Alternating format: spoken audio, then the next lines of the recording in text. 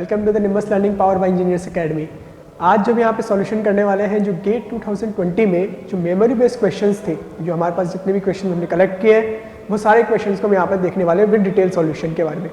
जो यहाँ पे मैं आपको सब्जेक्ट कराने वाला हूँ, जो यहाँ पर जो सब्जेक्ट वो है हमारे पास एक तो हाईवे से भी जो क्वेश्चन पूछे गए थे, आपको पता नंबर ऑफ क्वेश्चन हाईवे से हाईवे इंजीनियरिंग से पूछे गए थे दोनों ही सेशन में, और एक हमारे पास स्ट्रक्चर एनालिसिस जो पार्ट था वो वहाँ पे से भी जो भी क्वेश्चन पूछे गए थे उन्हीं को यहाँ पे देखने वाले हैं। ओके, चलिए देखते हैं जो भी हमारे पास मेमोरी बेस्ड क्वेश्चन थे, जो भी हमारे पास कलेक्ट कर पाए, जो भी हमारे पास इस तरीके से बाकी का जो हमारे पास जब पूरा एकदम करेक्ट डेटा आ जाएगा उसके हिसाब से फिर आपको सॉल्यूशन प्रोवाइड करवा दी जाएंगे। ओके, तो चलिए देखते हैं फर्स्ट क्वेश्चन जो हमारे पास हाईवे इंजीनियरिंग में पूछा गया था। यहाँ पर जो पेपर 1 पेपर 2 दोनों से जो भी कलेक्टेड क्वेश्चन पूछे गए थे उन्हीं को दोनों को हम यहाँ पर देख रहे हैं। ओके, चलिए देखिए फर्स्ट क्वेश्चन देखिए।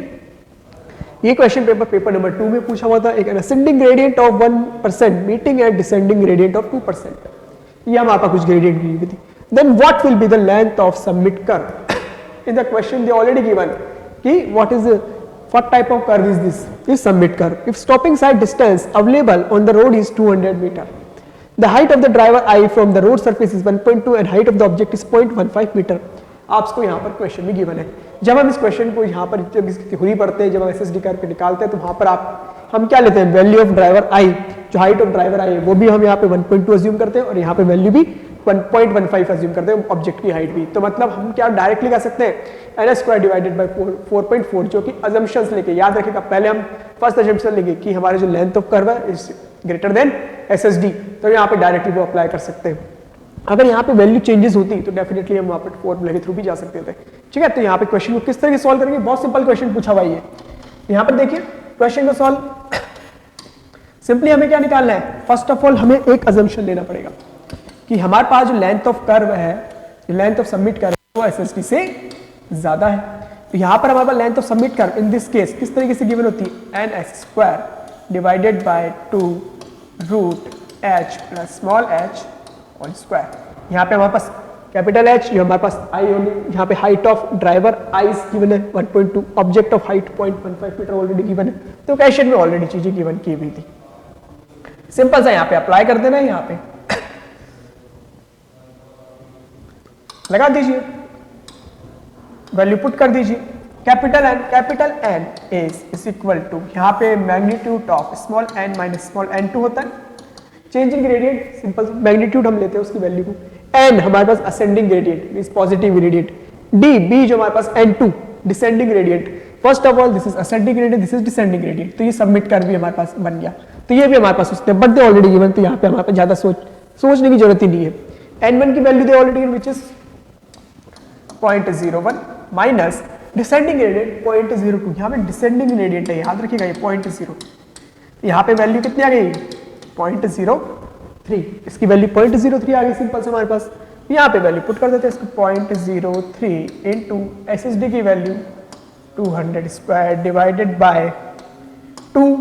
यहाँ पे हमारे पास वैल्यू 1.2 प्लस यहाँ पे 0.15। इस तरीके से कैलकुलेशन कर सकते हैं आप यहाँ पर वैल्यू को। अब डायरेक्टली एन एस स्क्वायर को अपन डिवाइडेड बाय 4.4 लगाएंगे तो भी वैल्यू में ज्यादा चेंजेस नहीं आएंगे, ओनली पॉइंटों में ही वेरिएशन आएगा।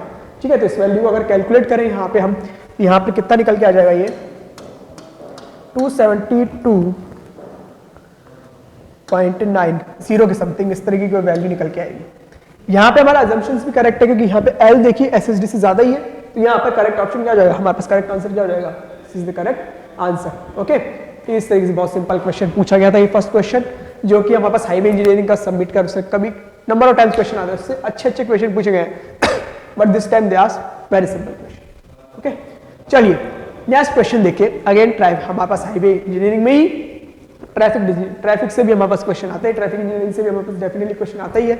बहुत सिंपल क्वेश्चन इन्होंने पूछा हुआ है। क्या पूछा हुआ है, for a traffic speed VF is the space mean speed, K is the density, Q is the flow, Kj is the jam density, speed it decreases linearly with flow, which of the following statement is true। तो अब linearly decrease हो रहा है, इसका मतलब यहाँ पर क्या है, ग्रीन शील्ड मॉडल, जो कि हम पढ़ते ही पढ़ते हैं नंबर ऑफ टाइम्स हमारे पास। क्या जब भी हम इसकी ट्रैफिक इंजीनियरिंग की बात करते हैं तो यहाँ पर ग्रीन शील्ड मॉडल पढ़ाया जाता है। According to green shield model हमारे पास जो स्पीड होती है वो किस तरीके से गिवन होती है। अगर हम v की वैल्यू निकालें, VF ये हमारे space mean speed, divided by के अपॉन जैम स्पीड। ये हमारे पास सिंपल सा एक हमारे पास होता है। फ्लो की बात कर रहा है वो। फ्लो हमारे पास क्या होता है, density into speed, density into speed. तो डेंसिटी स्पीड की लिखें तो वी एफ माइनस, सॉरी यहां पे इसको मल्टीप्लाई कर दीजिए v की वैल्यू को, v हमारे पास क्या पुट कर दीजिए वी एफ 1 माइनस के अपॉन के जे। यहां पे हमारे पास सिंपली मल्टीप्लीकेशन करना था तो यहां पर हमारे पास क्या बन गया वी एफ इंटू के माइनस इस के को अंदर लेके चल जाइए के स्क्वायर हमारे पास है डिवाइडेड बाय हमारे पास के जे इंटू वी एफ। और सिंपल सा फॉर्मुलेशन आपको यहां पर करना था। क्यू को के से मल्टीप्लाई, इससे सिंपल इजी क्वेश्चन पूछा जा सकता था। तो देखिए यहां पर सिंपल क्वेश्चन हमारे पास आ गया। अभी देखिए इक्वेशन किसमें है, के स्क्वायर वी एफ ओवन के जे, तो यहाँ पे हमारे पास ए करेक्ट ऑप्शन है। वहाँ पे नंबर ऑफ ऑप्शन दिए होंगे तो यहाँ पर जो भी हमारे पास करेक्ट है वो इस फॉर्म में कन्वर्ट हो गया। देखिए कितना सिंपल ये क्वेश्चन पूछा गया था। सिंपल सा हमारे पास कुछ टाइम नहीं लगा, ये क्वेश्चन बहुत बेसिक क्वेश्चन यहाँ पर हमने पूछा। चलिए नेक्स्ट क्वेश्चन की ओर बढ़ते हैं। क्वेश्चन की लैंग्वेज बहुत बड़ी दे दी गई है इस क्वेश्चन में। अगेन ये हमारा पेमेंट डिजाइन से क्वेश्चन पूछा हुआ है जहाँ पे ESWL हम पढ़ते हैं। जहाँ पर अब देखिए क्वेश्चन हमारे पास कितना बड़ा इन्होंने गिवन किया है और इसका आंसर कितना छोटा निकल के आ जाएगा। क्वेश्चन में क्या गिवन किया हुआ है देखिए, पढ़ते हैं। For the dual wheel carrying assembly, P is the load on each wheel, A is the radius of the contact area of the wheel, S is the center to center spacing between the wheel, and D is the clear distance between the wheel. Assuming that the ground is elastic, homogeneous and isotropic half space. मतलब इन्होंने इतनी बड़ी जो दी हुई है हमारे पास सिर्फ और सिर्फ इसका क्या है नोमेनक्लेचर दिया हुआ है, जो डिफरेंट पॉइंट्स होते हैं, डिफरेंट जो हमारे पास पैरामीटर्स होते हैं उसके बारे में सिर्फ और सिर्फ कुछ नहीं कहा है अब तक यहाँ पर। The ratio of ESWL and depth d/2, the EWS of depth Z = 2s। Ratio पूछा सिंपली एक d/2 और 2s पॉइंट पर। कितना सिंपल यहाँ पे क्वेश्चन पूछा हुआ है। चलिए देखते क्या है। इसका डायग्राम आपको पता ही है। इसके डायग्राम सिंपल से हमारे पास जो हम प्लॉट करते हैं वो प्लॉट कर लेते हैं, उससे आसानी से हमें चीजें पता चल जाएगी। तो देखिए किस तरीके से एक बार आपको शायद याद भी आ जाएगा। डायग्राम्स का प्लॉट करते हैं। ये हमारे पास सपोज व्हील, दो व्हील है, एक रियर एक्सल फ्रंट एक्सल।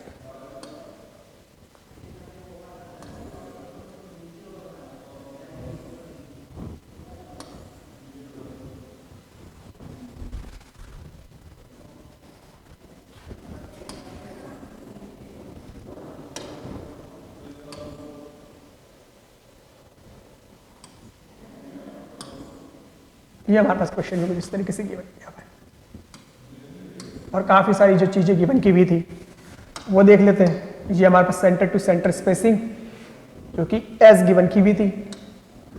ये हमारे पास इनसाइड जो गिवन स्पेसिंग थी वो यहाँ पर स्मॉल डी गिवन की हुई है और जो हमारे पास यहाँ पर लोड है वो है हमारे पास कैपिटल पी।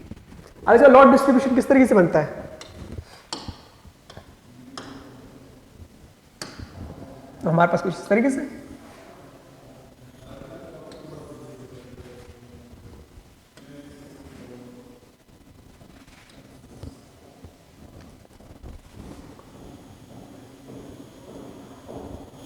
कुछ इस तरीके से ये हमारे पास जो पॉइंट है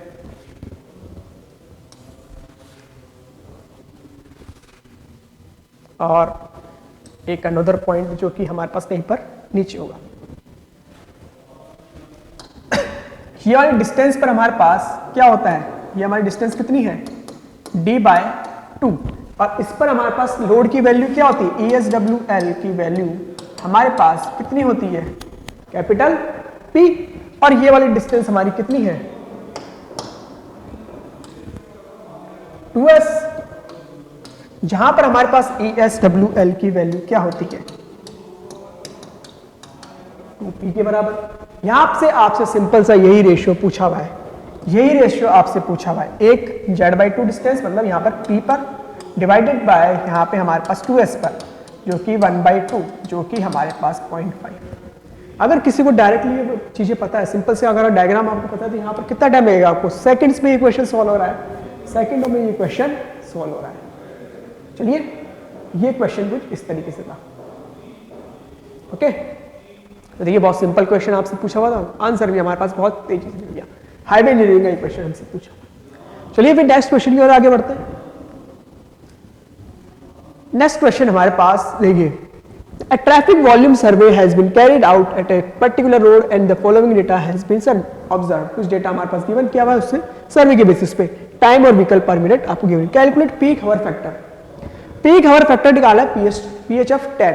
पीक हावर फैक्टर 10 मिनट्स के लिए आपको निकालना है। यहाँ पर क्वेश्चन में यहाँ पर कुछ डेटा गिवन किया हुआ है, उस डेटा के बेस पे जो आपने डेटा कलेक्ट किया उसके बेस पे आप किस तरीके से PHF 10 निकाल सकते हैं। बहुत सिंपल, ये भी आपको काफी बार पढ़ाया जाता है, काफी बार क्वेश्चन पूछा हुआ भी, कभी PHF 15 पूछ लेता है, कभी किस तरीके से 5 पूछ लिया, 10 पूछ लिया, वो डेटा के बेस पे। चलिए PHF 10, तो इस तरीके से PHF 10 की वैल्यू यहाँ पे निकालेंगे। वही चीज है, सिंपल सा हमारे पास यहाँ पर फॉर्मूला है, तो है PHF 10 निकालना चाहते हैं हम। टोटल नंबर ऑफ व्हीकल्स जो कि हमारे पास उस ड्यूरेशन में कवर अप हुए हैं, डिवाइडेड बाय हमारे पास जो वैल्यू आई है कि नंबर कितने ड्यूरेशन में हमारे पास वैल्यू है, टोटल जो भी हमारे पास हवर्स में गिवन की हुई है, तो divided by number of vehicle जो कि हमारे पास टोटल हमारे पास जो टाइमिंग पूछा हुआ है, कितना टाइमिंग के लिए 10 पूछा हुआ है, 15 पूछा हुआ है, वो नंबर ऑफ टाइम है हमारे पास ड्यूरेशन वाला, इनटू उस ड्यूरेशन में मैक्सिमम नंबर ऑफ व्हीकल, उस ड्यूरेशन में मैक्सिमम नंबर ऑफ व्हीकल। मतलब सपोज 10 मिनट का पूछा इन्होंने, तो 10 मिनट में जो 10 मिनट का इंटरवल है उसमें मैक्सिमम नंबर ऑफ व्हीकल कितना था। 15 का पूछा तो 15 नंबर ऑफ व्हीकल कितना था। 5 का पूछा तो 5 मिनट में कितने number of maximum vehicle travel हुए, वो चीज यहाँ पे पूछ रहे हैं। तो चलिए सबसे first number of total number of vehicle, total number of vehicle हमारे पास जो कि हमारे पास थे, इसको हमने न्यू से बोल दिया। कोई भी पैरामीटर जो भी आपने पढ़ा होगा उससे आपने शो कर दिया होगा वहां पर, वो चीज है यहाँ पर गिवन क्या है इन द क्वेश्चन इज व्हीकल पर मिनट, और यहाँ पर टाइमिंग इन मिनट, मतलब 10 मिनट्स में यहाँ पर नंबर ऑफ व्हीकल कितने ट्रेवल हुए। याद रखिए व्हीकल पर मिनट वैल्यू गिवन की हुई है, मतलब 10 × 10 आपको करना पड़ेगा। This is the total number of vehicle. यहाँ पर इस तरीके से आपको कैलकुलेट करना पड़ेगा कि how much vehicle is travel, कितने how many vehicles are travel in particular 10 minute, कितने 10 × 10 करेंगे तो यहाँ पे सिंपल से निकल जाएगा। फिर अगली वाले को 10 से कर देंगे क्योंकि 10 मिनट ट्रेवल दिया हुआ है इस तरीके से। तो चलिए कर देते हैं। 10 हमारे पास कॉमन है, तो 10 + 11 12 + 15 + 13 + 11 इनटू मल्टीप्लाई 10 कर दीजिए। 10 मिनट का इंटरवल था, कॉमन था इसलिए कॉमन इसको बाहर कर दिया। यहाँ पे 1 2 3 3 1 8 8 और 3 हमारे पास कितना हो गया हमारे पास, इसको ऐड कर लेते हैं फटाफट से। 10 + 11 + 12 + 15 + 13 + 72 मतलब 720 ये वैल्यू हमारे पास निकल रही। एंड जो हमारे पास है वो क्या पूछा है इन्होंने, PHF 10, तो यहाँ पर 10 मिनट सिंपल था हमारे पास। वी मैक्सिमम 10 मिनट में जो मैक्सिमम नंबर ऑफ व्हीकल हमारे पास ट्रेवल हुए, तो ये 10 मिनट का इंटरवल है। तो सबसे ये बहुत इजी क्वेश्चन इन्होंने पूछ लिया था। यहाँ पे 10 मिनट का इंटरवल में देखिए कौन सा है, ये हमारा 10 मिनट का इंटरवल जिसमें मैक्सिमम नंबर ऑफ व्हीकल यहाँ पे ट्रेवल हुए 15। अगर ये किसी और वैल्यू को पूछता तो वहां पर हम यहाँ पर उसको आपको क्या करना था, इंटरवल लेना पड़ता, वहां पर आपको वैल्यू लेनी पड़ती। कैसे, अगर सपोज 15 मिनट के लिए पूछता हूँ, 15 मिनट के लिए पूछा हुआ है, PHF 15 वो वैल्यू आपसे पूछ रहा है, कैसे निकालेंगे PHF 15। अब देखिए यहाँ पे सबसे नंबर ऑफ व्हीकल कौन से ट्रैवल हुए, सबसे पहले तो हमारे पास 10 मिनट का तो ये निकल के आ गया 15, फिर 5 मिनट के लिए 5 मिनट में नंबर ऑफ व्हीकल जो ट्रैवल हुए मैक्सिमम, तो वो किससे निकल गया था, इस वाले से। तो मतलब 5 मिनट वाला आपको ये काउंट करना पड़ता। तो इस तरीके से यहाँ वो वैल्यू वो वाली वैल्यू निकल के आ जाती, तो वहाँ पर वो वाली पुट कर देते। तो यहाँ पे नंबर ऑफ व्हीकल जो कि हमारे पास ट्रैवल हुए हैं उस ड्यूरेशन में वो कितने हैं 15। यहाँ पे पुट कर दीजिए वैल्यूज को, सारी वैल्यूज निकल के आ जाएगी। तो यहाँ पर 720 divided by 60 divided by 10 minute का हमारे पास गिवन है। मैक्सिमम नंबर ऑफ व्हीकल उस ड्यूरेशन में हमारे पास 15 है। तो यहाँ पर देखिए कितना वैल्यू हमारे पास निकल के आ गया, 720 बाय 6 × 50। यहाँ पे हमारे पास वैल्यू निकल के आ जाएगी कितनी, 0.8 की वैल्यू निकल के आ जाएगी। मिनट्स में हमारे पास वैल्यू गिवन की हुई है 150 वैल्यू, याद रखिएगा। ये भी हमारे पास याद रखिएगा कितने नंबर ऑफ ये व्हीकल कितना है 10 मिनट्स में, तो ये तो हमने मल्टीप्लाई नहीं किया, इस तरीके से वैल्यू गलत हो सकती है। अगर आपने 15 इनपुट कर दिया, 15 पर ये 15 व्हीकल पर मिनट है, तो टोटल 10 मिनट्स की बात करें तो 150 यहाँ पे रख दिया, 0.8 हमारे पास आंसर कैलकुलेट हो गया। तो ये क्वेश्चन कुछ इस तरीके से, ये क्वेश्चन हमारे पास देखिए कितना सिंपल क्वेश्चन पूछा हुआ इन्होंने, तो यहाँ पर हमारे पास क्वेश्चन कुछ इस तरीके से सॉल्व होगा। चलिए नेक्स्ट क्वेश्चन की यार आगे बढ़ते हैं। नेक्स्ट क्वेश्चन, हमारे पास क्वेश्चन पूछा हुआ है A two-phase signalized intersection is designed with a cycle of 100 seconds. Total time duration 100 second time का दिया हुआ है. The amber and red time for the each phase are 4 second and 50 second respectively given किया हुआ है. If total clearance startup plus clearance total जो time हमारे पास startup और end जो clearance है उस पर time का जो दिया हुआ है 2 second आपको given किया हुआ है. Then the effective green time for each phase, मतलब effective green time आपको कैलकुलेट करना है. effective green time यहाँ पे निकालना है. थोड़ा सा अगर डेटा का हो सकता है मिसिंग हो जाए तो वैल्यू थोड़ी डिफरेंट आ जाए, बट यहाँ पर जो हमारे पास डेटा अवेलेबल है उस डेटा के बेसिस पर किस तरीके से निकालेंगे, मतलब कॉन्सेप्ट क्या है वो चीज हमारे पास पता है, आपको कॉन्सेप्ट बता सकते हैं. तो कॉन्सेप्ट हमारे देखिए क्या है, हमारे पास सिंपल टोटल ड्यूरेशन आपको गिवन किया हुआ है यहाँ पर 100 सेकेंड. बहुत सिंपल क्वेश्चन पूछा हुआ ये भी 100 second. Amber and red time, amber time हमारे पास यहाँ पर गिवन किया हुआ है 4 सेकेंड, रेड टाइम आपको गिवन किया हुआ है यहाँ पे हमारे पास 50 सेकेंड रेस्पेक्टिवली. और यहाँ पे हमारे पास क्लियरेंस जो हमारे पास है एंड टाइम जो गिवन किया हुआ है, स्टार्टअप जो हमारे पास टाइम था वो है 2 सेकेंड का. ठीक है, इस तरीके से वैल्यू आपको गिवन की हुई है. अब हमें निकालना क्या है, हमारे पास वैल्यू क्या चाहिए, इफेक्टिव ग्रीन टाइम. तो first of all effective green time निकालने के पहले ग्रीन टाइम तो निकालें. ग्रीन टाइम हमारे पास क्या है, टोटल ड्यूरेशन हमारे पास होता क्या है, टोटल टाइम हमारे पास green time plus amber time plus red time, यही हमारे पास टोटल साइकिल होता है. तो यहाँ पे हमारे पास ये वैल्यू गिवन की हुई 100 डिवाइडेड 100 इज इक्वल टू यहाँ पे वैल्यू ग्रीन टाइम की हमें कैलकुलेट करनी है प्लस एम्बर टाइम हमें गिवन किया है 4 प्लस रेड टाइम यहाँ पे हमारे पास 50. तो यहाँ पे हमारे पास 54 100 माइनस 54 हमारे पास वैल्यू 46 सेकेंड, 46 सेकेंड की वैल्यू हमारे पास इफेक्टिव ग्रीन टाइम. अब इफेक्टिव ग्रीन टाइम क्या निकालेंगे हमारे पास, effective green time. Effective green time हमारे पास क्या होगा, जो हमारे पास टाइम अवेलेबल है green time plus amber time minus हमारे पास जो हमारे पास लॉस्ट टाइम हो गया, जो कि हमने लॉस्ट कर दिया ड्यू टू क्लियरेंस की वजह से, जो भी हमारे पास स्टार्टिंग क्लियरेंस और एंड क्लियरेंस जो भी था उसकी वजह से जो टाइम हमारे पास लॉस हुआ है वो चीज हमारे पास है. तो 46 प्लस यहाँ पे एम्बर टाइम 4 सेकंड गिवन था माइनस हमारे पास 2 सेकंड ये वैल्यू गिवन की हुई थी. ये हमारे पास 50 50 48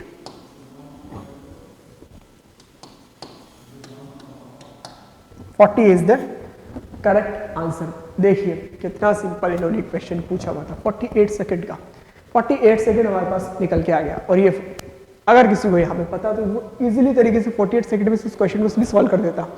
इस तरीके से देखिए क्वेश्चन यहाँ पर हाईवे इंजीनियरिंग के पूछे हुए थे, ये क्वेश्चन हमारे पास हुआ है. ठीक है, इफेक्टिव ग्रीन टाइम निकालना था, यहाँ पर हमारे पास इस तरीके से इसको सॉल्व कर देंगे हम. चलिए तो ये देखिए हमारे पास सिंपल क्वेश्चन है. नेक्स्ट क्वेश्चन की ओर आगे बढ़ते हैं हम. नेक्स्ट क्वेश्चन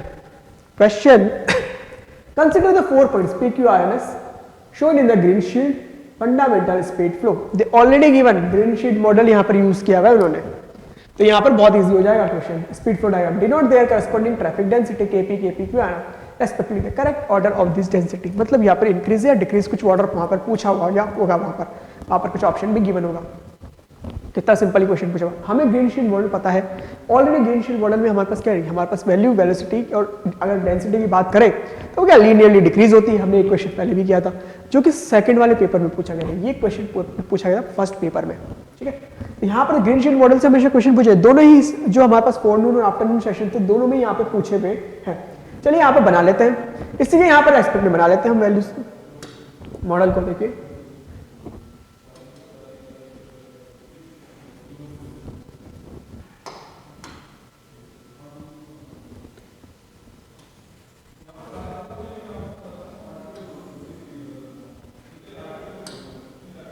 चलिए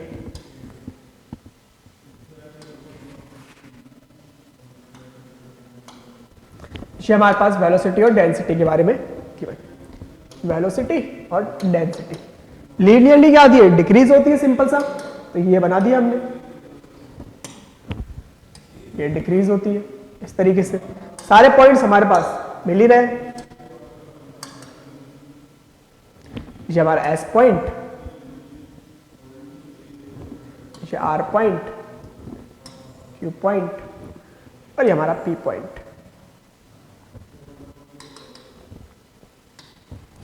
ये हमारे पास क्या गिवन है, एस पॉइंट, ये R पॉइंट, ये हमारे पास Q पॉइंट और ये हमारा P पॉइंट। तो डेंसिटी में हमें बताना है कि डेंसिटी में क्या हमारे पास इंक्रीजिंग या डिक्रीजिंग ऑर्डर, जो भी यहाँ पे क्वेश्चन में गिवन किया हुआ था उसके बेसिस पे। तो देखिए यहाँ पर, देखिए ये हमारे वाई एक्सिस पे वेलोसिटी है, यहाँ पर हमारे पास इस पॉइंट पर एक्स एक्सिस पे डेंसिटी है।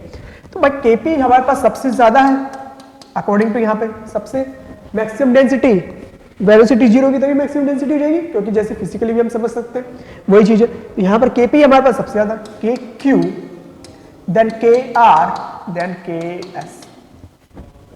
This is the answer of this question। यहाँ पर देखिए आपको करना क्या था, सिंपली आप क्लीन शीट मॉडल आपको पता है, सिंपली आपको पता है कि किस तरह से लीनियरली डिक्रीज होता है, सिंपल प्लॉट कर देना है। डेंसिटी में आपको यहाँ पर बता देना है कि डेंसिटी किस तरीके से डिक्रीज और इंक्रीमेंट हो रहा है। कितना सिंपल क्वेश्चन यहाँ पे पूछा गया था। देखिए यहाँ पर ये गेट में पूछे हुए क्वेश्चन है, यहाँ पर सिर्फ और सिर्फ आपको लॉजिकली वो चेक किया जा रहा है, आपको पता है ये चीजें, तो सिंपली आप अप्लाई कर दीजिए, आंसर निकाल दीजिए। ये हमारे पास क्वेश्चन हो गया, ठीक है।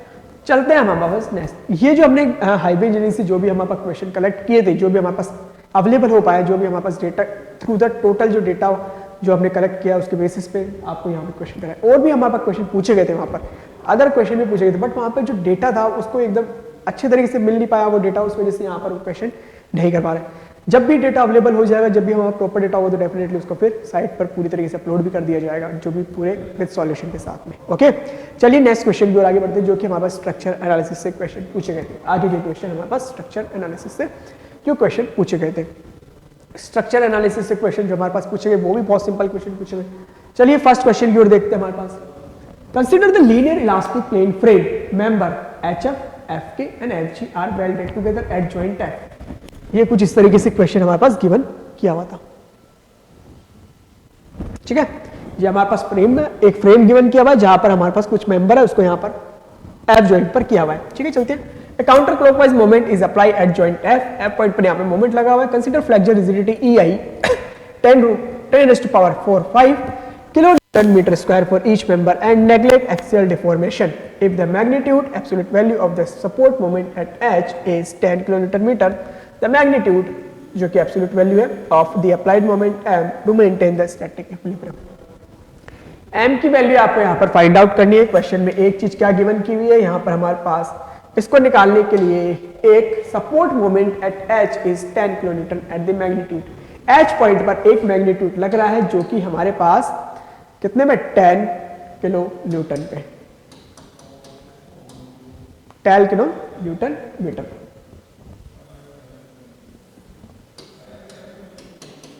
ये वैल्यू हमारे पास दी गई है, इन्होंने क्वेश्चन H पे मूवमेंट लगा के एब्सोल्यूट वैल्यू दी हुई है, मतलब डायरेक्शन हम कुछ भी यहाँ पर इन्होंने मेंशन नहीं किया भाई, क्लॉकवाइज एंटी क्लॉकवाइज वो हम देख लेंगे, उससे कोई इशू नहीं है, क्योंकि आपको वैल्यू एब्सोल्यूट पूछी हुई है, तो यहाँ पर आपको डायरेक्शन का कोई वैल्यू इतना ज्यादा इंपॉर्टेंस नहीं है।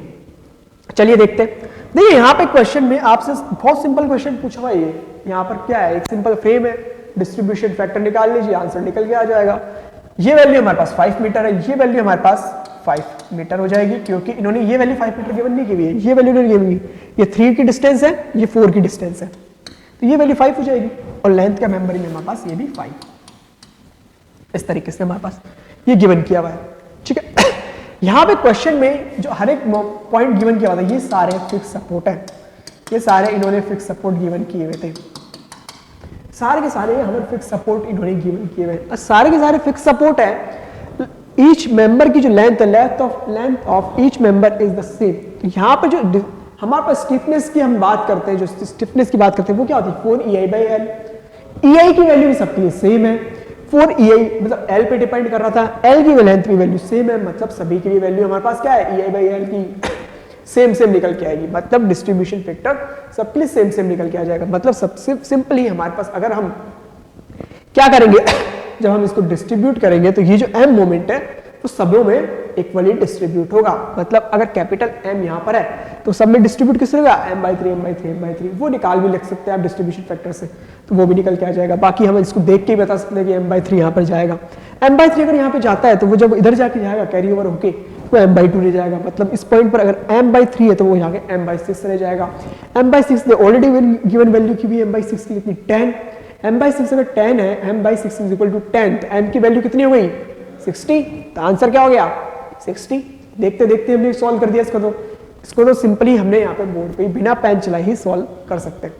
सॉल्व किस तरीके से करेंगे वो भी देख लेते हैं। अगर आपको यहाँ पर सॉल्यूशन इसका देखना है, किस तरीके से करेंगे, यहाँ पे हमारे पास टोटल स्टिफनेस निकाल लेते हैं। हमारे पास जॉइंट एफ पे टोटल स्टिफनेस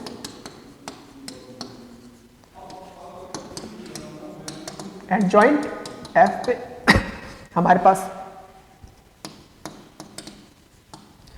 जॉइंट एफ पे वैल्यू हमारे पास इस मेंबर की, इस मेंबर की, इस मेंबर की, जो कि हमारे पास कितनी है 4EI by L plus 4EI by L plus 4EI by L. Length of member, each member की लेंथ सेम है, याद रखिएगा 4 मत रख दीजिएगा, 4 यहाँ पे परपेंडिकुलर डिस्टेंस है, ये लेंथ की मेंबर की है इस वाले के लिए जो कि 5 ही है। तो यहाँ पर आप पुट करेंगे तो सारी वैल्यू सेम ही आएगी। तो यहाँ पे टोटल हमारे पास वैल्यू क्या आ गई 12E बाई एल, इसको ऐसे रख देते हैं। अब अगर किसी भी मेंबर का डिस्ट्रीब्यूशन फैक्टर निकालना है, सपोज यहाँ पे डिस्ट्रीब्यूशन फैक्टर हम निकालना चाहते हैं एफ एच मेंबर का, सपोज हम यहाँ पे distribution factor of F H member का, सिंपल सा ये एफ जो हमारे पास पहला मेंबर निकाल लेते हैं, stiffness of F H member divided by total stiffness, जो कि हमारे पास के एफ एच प्लस के स्टिफनेस ऑफ एफ के plus stiffness of F G, simple सा। यहाँ पे हमारे पास के एफ एच जो कि हमारे पास 4EI by L divided by 12EI L. Moment की वैल्यू हमारे पास, अगर इस पॉइंट पे मोमेंट निकालना चाहिए, डिस्ट्रीब्यूशन फैक्टर है, इसको डिस्ट्रीब्यूशन फैक्टर ही रहने देते हैं। डिस्ट्रीब्यूशन फैक्टर हमारे पास कितना आ गया, सिंपल से यहाँ पे आ जाएगा 1/3, सिंपल। मोमेंट हमारे पास क्या है m, तो m/3 में हमारे पास जनरेट हो जाएगा। इसी की वैल्यू निकाल लेते हैं, बाकी निकालने की जरूरत नहीं क्योंकि हम इसी पे ही फोकस करना चाहते हैं, क्योंकि उन्होंने वही वैल्यू गिवन की हुई है। तो मोमेंट की वैल्यू एट, मतलब कुछ इस तरीके से मेंबर बन जाता है। सपोज हमारे पास ये मेंबर क्रिएट हो गया, ये पॉइंट F था, यहाँ पे ये मोमेंट हो गया m/3, हमने अलग कर लिया उसको, m/3 यहाँ पर हो गया। बाकी के अदर अदर मेंबर से भी हमारे पास m/3 हो जाएगा।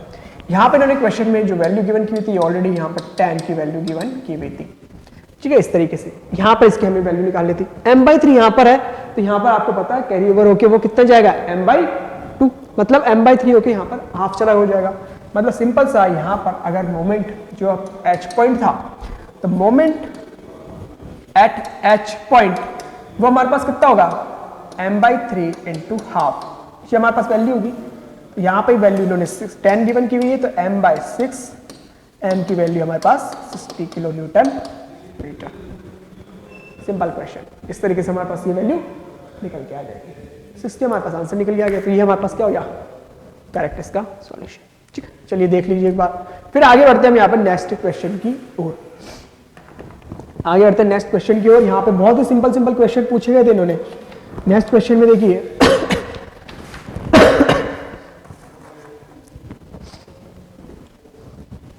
चलिए आगे बढ़ते हैं नेक्स्ट क्वेश्चन। ट्रस का क्वेश्चन हमारे पास है। The plane truss shown is subjected to an external force P, जो P गिवन किया हुआ is given that P is 70 kilo newton, A B आपको वैल्यू गिवन है। The magnitude of force in the member EF, EF में आपको force की value निकालनी है। ट्रस का क्वेश्चन है। क्वेश्चन में आप कह सकते हो मॉडरेट लेवल का, डेफिनेटली कह सकते हो, या फिर मॉडरेट टू डिफिकल्ट लेवल का, क्योंकि इजीली तरीके से तो निकल के नहीं आएगा इस वैल्यू को। EF फोर्स में मेंबर आपको निकालना है, क्योंकि आप मेथड ऑफ जॉइंट्स लगाने जाएंगे किसी भी पॉइंट पर, तो मेथड ऑफ जॉइंट्स तो सिंपली आपको दो फोर्सेस की वैल्यू निकाल के दे सकता है। बट आप कभी भी E पे लगाएं, F पे लगाएं, G पे लगाएं, D पे, यहाँ पे हमारे पास D पे तो चलो जीरो फोर्स हो गया, जीरो फोर्स मेंबर हो गया है, तो लेकिन किसी भी पॉइंट पे लगाने जाएंगे तो 3 से 4 फोर्सेस निकल के आ जाएंगी, जो कि हमको निकालनी पड़ेंगी। तो यहाँ पर हमको क्वेश्चन को थोड़ा सा सॉल्व इसको करना पड़ेगा। क्वेश्चन ईजी है, अगर आपने इसको क्वेश्चन को method of joint, method of section अगर आपने अच्छे से पढ़ रखा है तो डेफिनेटली क्वेश्चन भी बनेगा। ये क्वेश्चन वहाँ पर इजीली तरीके से सॉल्व हो जाएगा। तो किस तरीके से क्वेश्चन को सॉल्व करेंगे, देखिए सबसे पहले तो हम यहाँ पर वैल्यूज को देख लेते हैं। ये हमारे पास A वैल्यू गिवन की हुई है, हमारे पास B वैल्यू गिवन है, ये A वैल्यू है। A की वैल्यू हमारे पास क्वेश्चन में जो गिवन की हुई है वो यहाँ पर गिवन की हुई है 3, आई थिंक 3 गिवन की हुई है, 2 गिवन की हुई है, सॉरी। यहाँ पर वैल्यू जो हमारे पास गिवन की हुई है, इसकी वैल्यू गिवन की हुई है 2, इसकी वैल्यू हमारे पास 2, ए सारे ए है, यहाँ पर इसकी वैल्यू हमारे पास 3। तो यहाँ पर हमारे पास ये वाली जो डिस्टेंस हो गई, मतलब इसके बीच वाली जो डिस्टेंस है ये वाली,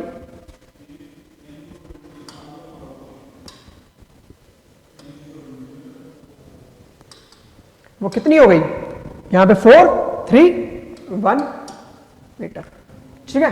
ये हमारे पास हो गई। रिएक्शन की बात करें तो ये हमारे पास याद रखिएगा, देखिए एक चीज और है, ये हमारे पास क्या गिवन है, दोनों के दोनों हिंज पॉइंट, मतलब यहाँ पे डिटर्मिनेंट देखिए 2 + 2 4, 4 - 3 करेंगे तो एक हमारे पास डिटर्मिनेंट, मतलब ये स्ट्रक्चर भी इनडिटर्मिनेट है। स्ट्रक्चर इनडिटर्मिनेट है तो डेफिनेटली यहाँ पर हमारे पास कुछ रिएक्शन इस तरीके से निकल के इजीली तरीके से आप रिएक्शन नहीं निकाल पाएंगे, हमारे पास एक्स्ट्रा इक्वेशन की रिक्वायरमेंट होगी। यहाँ पे हमारे पास कुछ इस तरीके से यहाँ पर रिएक्शन लग रहे होंगे,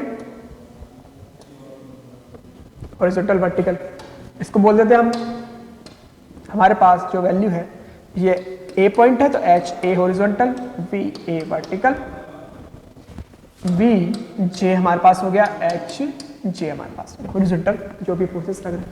इस फोर्सेस में मेंबर की वैल्यू चाहिए, इस फोर्स में मेंबर की वैल्यू निकालनी है, तो डेफिनेटली हम कुछ इस तरीके से इसको ड्रॉ करें, मेथड ऑफ सेक्शन लगा के कि इजीली तरीके से निकल के आ जाए। देखिए यहाँ पर बनेगा किस तरीके से, अगर हम सपोज इस तरीके से सोचे इसको, मैं इस सेक्शन को कुछ इस तरीके से काट दें,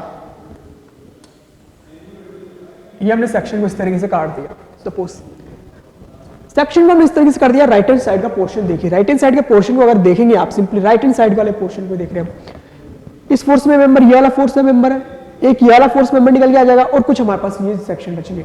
मतलब सिंपली अगर सेक्शन की बात करें तो सिंपली ये वाला जो हमारे पास है और ये वाला फोर्स मेंबर है। वर्टिकल डायरेक्शन में देखिए, वर्टिकल डायरेक्शन में बात कर रहा हूं, अगर हमने सेक्शन को इस तरीके से काट दिया, हमारे पास एक ये फोर्स मेंबर बचेगा, एक ये वाला बचेगा और कुछ ये रिएक्शन आ जाएंगे। तो सिंपली वर्टिकल डायरेक्शन में हमारे पास दो ही फोर्सेस है, एक ये वाला और एक ये वाला, और यही फोर्सेस तो हमारे को चाहिए ईएफ मेंबर में।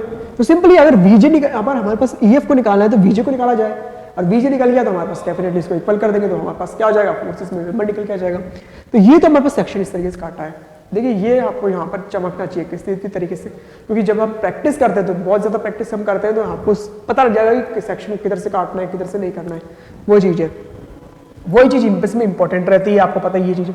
चलिए अब इसको निकालना है हमें रिएक्शंस को निकालने के लिए हमें 4 रिएक्शंस है और 3 हमारे पास इक्वेशन है, तो डेफिनेटली हमें क्या करना पड़ेगा, यहाँ पर एक और सेक्शन को कट करके बनाना पड़ेगा। तो चलिए एक और सेक्शन कट कर देते हैं यहाँ पे फर्स्ट ऑफ ऑल। चलिए पहले तो फर्स्ट ऑफ ऑल यहाँ पे हम रिएक्शन की एक इक्वेशन बना लेते हैं। चलिए आगे देखते हैं इस क्वेश्चन में ही एक इक्वेशन लिख लेते हैं पॉइंट जे के अबाउट, पॉइंट जे के अबाउट मोमेंट को 0 कर देते हैं, कुछ यहाँ पे हमारे पास जो भी होगी इस इक्वेशन को बना लेंगे। चलिए देखते हैं। तो about point J, moment at J point को हम यहां पर इक्वल कर क्या कर रहे हैं, समेशन 0 कर रहे हैं। जे पॉइंट के बाद मोमेंट 0 करेंगे तो यहां पे हमारे पास इक्वेशन देखिए, ये हमारे पास किस तरह एंटी क्लॉकवाइज, ये क्लॉकवाइज, ये एंटी क्लॉकवाइज। तो यहां पर क्लॉकवाइज को पहले लेते हैं V A into total distance A 4 A की वैल्यू हमारे पास गिवन है 2, यहां पे वैल्यू हमारे पास 8, क्लॉकवाइज डायरेक्शन में नेगेटिव, एंटी क्लॉकवाइज डायरेक्शन में जो कि 70 वाला मोमेंट था, इनटू इस पॉइंट के अबाउट देख रहे हैं, याद रखिएगा इस पॉइंट के अबाउट देखेंगे तो ये क्लॉकवाइज एंटी क्लॉकवाइज दोनों वाले ही 70 इंटू यहाँ पे हमारे पास 4, ये हमारे पास anticlockwise, then H A minus H A into H A की बात करें तो ये हमारे पास पॉइंट है, पॉइंट ऑफ एक्शन, और ये हमारे पास लाइन ऑफ एक्शन इसका दिया हुआ, तो ये वाली डिस्टेंस, तो ये वाली डिस्टेंस हम ऑलरेडी निकाल चुके हैं, which is 1 is equal to 0। तो यहाँ पे हमारे पास निकल के आ गया, इक्वेशन बन गई एक। तो ये इक्वेशन हमारी क्या बन गई, 8va minus H A is equal to 7×28। तो यहाँ पे हमारे पास जी फर्स्ट इक्वेशन हमारे पास क्रिएट हो गई, ठीक है। ये हमारे पास, लेकिन यहाँ पर हमारे पास अननोन भी तो हुआ है। अब 2 अननोन हो गए, वी भी अननोन, वी ए भी अननोन है, एच ए भी अननोन है, तो कैसे निकाला जाएगा इसको। चलिए एक और यहाँ पे हमारे पास कर लेते हैं, सेक्शन बना लेते हैं, सेक्शन को काट देते हैं। सेक्शन अब यहाँ पे हमने काट दिया, ये वाला सेक्शन, ये वाला सेक्शन हमने काट दिया, ये वाला सेक्शन हमने काट दिया। और इस सेक्शन को काटने के बाद में हमारे पास राइट हैंड डायरेक्शन में देखिए, इसका राइट ई पॉइंट के यहाँ पे देख रहे हैं हम, ई पॉइंट यहाँ पर हमारे पास है। ई पॉइंट के राइट हैंड डायरेक्शन में देखिए हमारे पास फोर्सेस कौन कौन से आ रहे हैं। यहाँ पे हमारे पास एक ये वाला फोर्स है, एक भी ये वाला फोर्स है। इस वाले में ये वाले फोर्सेस कट होके निकल के आ जाएंगे। लेकिन हम निकालना चाहते हैं ई पॉइंट के अबाउट मोमेंट, ई पॉइंट के अबाउट मोमेंट निकालना चाहते हैं राइट हैंड वाले सेक्शन में। तो हमारे पास जब इस पॉइंट के बाद मोमेंट निकालेंगे तो ये वाला जो फोर्स आ रहा था वो 0 हो जाएगा, ये वाला फोर्स 0 हो जाएगा। सिंपली हमारे पास दो ही फोर्सेस बचेंगे, एच एंड वी ए, और उसी के अबाउट मोमेंट निकाल रहे हैं हम, उसी को मोमेंट निकालेंगे तो हमारे पास क्या है, simply only and only H और वी ए में एक और इक्वेशन बन जाएगी। मतलब दो इक्वेशन हमारे पास है, एक इक्वेशन पहले ऑलरेडी बन चुकी है, एक इक्वेशन यहाँ से बन जाएगी। There are two unknowns, there are two equations available, तो we can easily solve two parameters. और अगर ये पैरामीटर्स हमें मिल गए तो इस पैरामीटर्स को तो हम इजीली तरीके से निकाल लेंगे जो राइट हैंड डायरेक्शन में थे। अब देखिए बनेगा कैसे, ये एक बार ट्रस को बना लेते हैं किस तरीके से तोड़ के, ताकि और इजीली तरीके से समझ में आ जाए।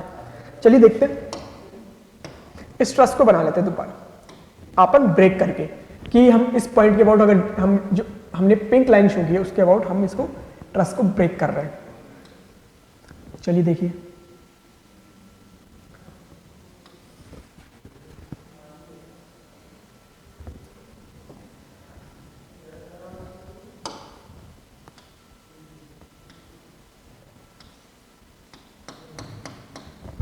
राइट हैंड वाला पोर्शन हम बना रहे हैं,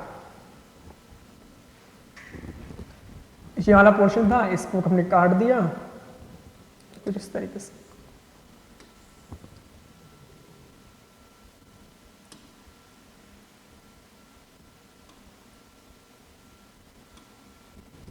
ठीक है, ये हमारे पास ये डी पॉइंट था,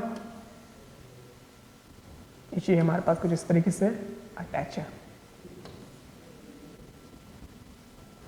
ये हमारे पास बी पॉइंट, ये हमारे पास डी पॉइंट, ये ई पॉइंट इस तरीके से था। ठीक है, और ये हमारे पास था सी पॉइंट। हमने जॉइंट्स को काटा हुआ है, तो जॉइंट्स को काटा हुआ है तो हमने यहाँ पर क्या कर रहे हैं, ये वाला जो पोर्शन था इसको यहाँ पर ऐसे ब्रेक कर देते हैं। ब्रेक कर देते हैं तो ये जो फोर्सेस आएगा, एक तो हमारे पास इस फोर्स में आ जाएगा member, force in member D.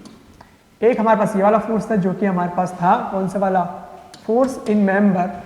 इस वाले फोर्स में यहाँ पर कोई पॉइंट इवन नहीं किया हुआ है, तो यहाँ पर सब कुछ अज्यूम कर लेते हैं इस वाले को, A B C D F G H I K L, यहाँ पर इसको अज्यूम कर लेते हैं के, फोर्स इन मेंबर ई के। हमें रिक्वायरमेंट भी नहीं है क्योंकि हमारे पास ई पॉइंट के अबाउट हम पूछ रहे हैं। ये हमारे पास ई पॉइंट है जो हमने काटा हुआ था, ई पॉइंट हमारे पास यहाँ पर कहिए जो कि ज्वाइंट हो रहा है यहाँ पर। ई पॉइंट के राइट हैंड डायरेक्शन में हम निकालना चाहते हैं। ये सारे फोर्सेस एक्चुअली में इसी से तो आए हैं, हम पॉइंट ई के अबाउट ही मोमेंट को जीरो कर रहे हैं, but in the left hand portion को, तो यहां पर जो है left truss take moment about E point for the left section, left section की हम बात कर रहे हैं। तो जब लेफ्ट सेक्शन के अबाउट लेंगे तो यहाँ पर इस पॉइंट के अबाउट, तो ये वाला पॉइंट भी इसी से जा रहा है, ये वाला पॉइंट भी लाइन ऑफ एक्शन इसी से जा रहा है, तो ये तो मोमेंट अबाउट कैंसिल हो जाएगा सिंपली हमारे पास मोमेंट कौन से बचे, ये एक तो ये वाला पॉइंट जो कि एच ए था, और एक हमारे पास रिएक्शन जो कि हमारे पास सिंपली ये वाला रिएक्शन था, कौन सा, वी ए वाला, ये हमारे पास ए पॉइंट था। इस तरीके से ये हमने क्या के पॉइंट बोल दिया था इसको, इस तरीके से लगा दीजिए इक्वेशन, अगेन इक्वेशन कर देते हैं। ये हमारे पास ए डिस्टेंस है, इस पॉइंट के अबाउट अगर निकालेंगे तो एच ए इंटू ये वाली डिस्टेंस हमारे पास 4 हो गई, माइन और ये वाली डिस्टेंस जो कि हमारे पास ये वाली है, ये वाली distance A and A two, ये वाली डिस्टेंस 2 है, ये वाली भी डिस्टेंस 2 है, तो यहाँ पे हमारे पास वैल्यू एक एंटी क्लॉकवाइज एक क्लॉकवाइज डायरेक्शन, तो minus V A into 4 is equal to 4 0। इसके अबाउट तो हमने जीरो किया इसको, summation of E equal to 0, कौन सा, लेफ्ट हैंड पोर्शन, याद रखिएगा लेफ्ट हैंड पोर्शन को 0 किया है इस तरीके से। भैया हमारे पास वैल्यू के 4 से 4 कैंसिल, तो H A equal to B A, ये हमारे पास बन गया। ये हमने निकाल ली। h इक्वल टू वी है तो वहां पे पुट कर देते हैं इसको इक्वेशन को ही। यहां पर h equal to V put करेंगे तो यहां पर निकालेंगे सिंपल सा हमारे पास अगर निकालना है तो 8v है जो हमारे पास था minus h equal to A, V A minus V A is equal to 280। इस तरीके से यहाँ पे पुट कर दिया तो 7va इज इक्वल टू 280, तो va इज इक्वल टू यहाँ पे हमारे पास 40 डिवाइड कर दिया तो 728। सिंपल सा हमारे पास va की value 40 kilo Newton, 40 kilo Newton इसकी वैल्यू निकल के आ गई, 40 निकल के इसकी वैल्यू आ गई।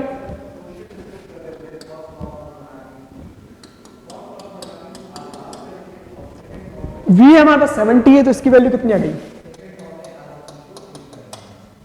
30 किलो न्यूटन। सिंपल से हमारे पास इसकी वैल्यू निकल के आ गई। ये हमारे पास वीजे की वैल्यू निकल गई कितनी हमारे पास 30 किलो न्यूटन, ये वैल्यू हमारे पास आ गई वीजे की वैल्यू। अब हमने क्या बोला था, इस वाले सेक्शन को ले लीजिए। अब एक हमारे पास ये वाला जो सेक्शन एक्स एक्सिस जो हमने बोला था, अब इस वाले सेक्शन को आप लेंगे तो यहां पर हमारे पास अगेन इस वाले सेक्शन को ये वाला जो कौन सा वाला लेफ्ट हैंड साइड वाला पोर्शन जो राइट हैंड साइड वाला जो पोर्शन हमारे पास है, अगर इस पोर्शन को बनाएंगे, अगर हम दोबारा चलिए बना के देखते हैं, इसको बना के देखते हैं फिर इसमें कौन कौन सी फोर्सेज आ रहे हैं वो देख लेते हैं। एक बार इसको बना लेते हैं, यहाँ पर इसको बना लेते हैं, इसके राइट हैंड डायरेक्शन में हम यहाँ पे बना लेते हैं इसको, कौन कौन से फोर्सेज हमको देखने को मिलेंगे। चलिए बनाते हैं इसको यहाँ से ही।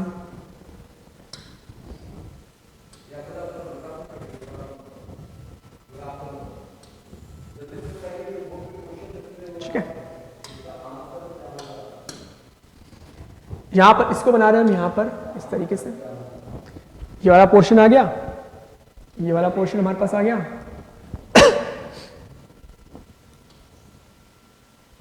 ये हमारे पास रिएक्शन जो था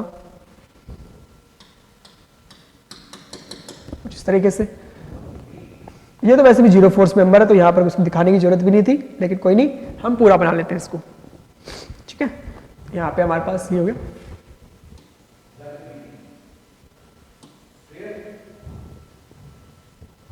अब हम यहाँ पर सेक्शन को तोड़ रहे हैं, तो सेक्शन को जब हम इस तरीके से सेक्शन को तोड़ दिया तो ये हमारे पास ये वाला पोर्शन था और ये हमारे पास ये वाला पोर्शन था। इस तरीके से सेक्शन को हमने तोड़ दिया तो यहाँ पे हमारे पास ये वाला जो था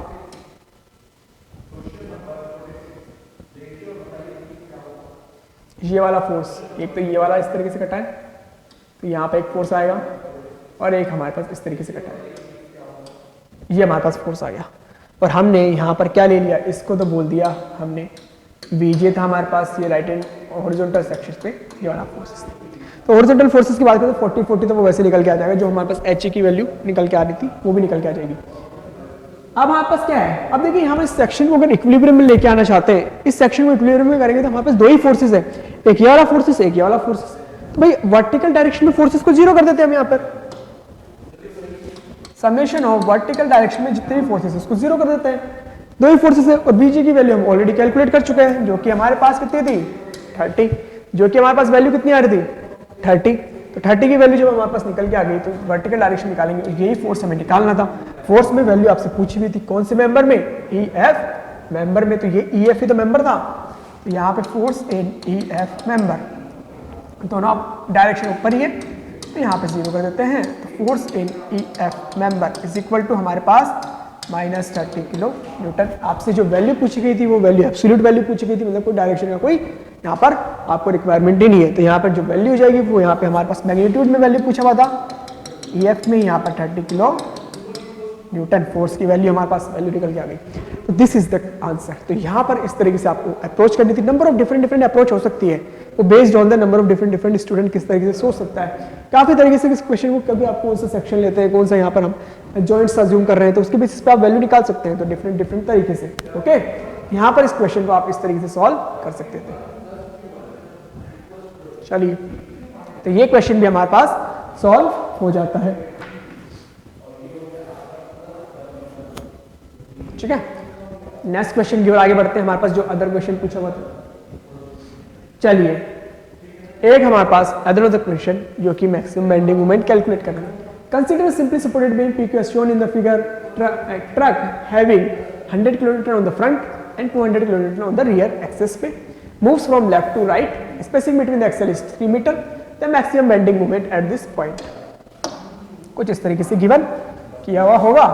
ये अगर हम कुछ बात करें, ये हमारे पास कुछ इस तरीके से वैल्यू गिवन है।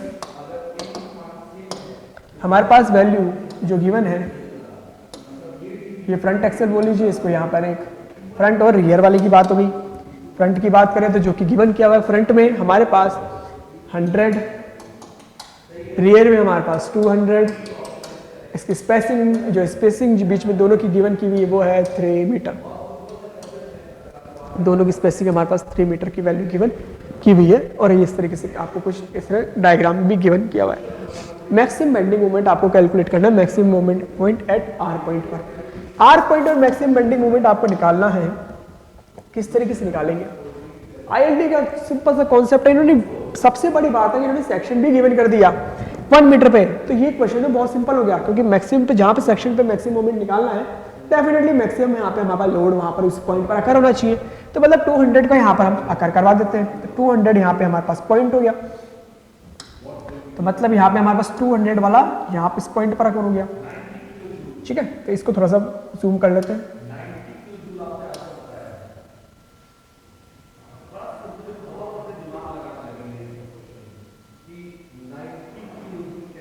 ठीक है, यहाँ पे हमारे पास ये वाला पॉइंट इस पे लग रहा है जो कि 200 वाला होगा।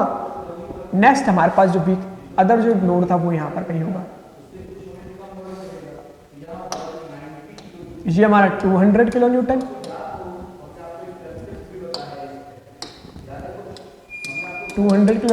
ये हमारा 100 किलो न्यूटन। आईएलडी के थ्रू सॉल्व करते हैं, बहुत इजीली हो जाएगा। और इसकी स्पेसिंग जो गिवन की हुई है इन्होंने, ये कितनी गिवन है हमारे पास 3 मीटर।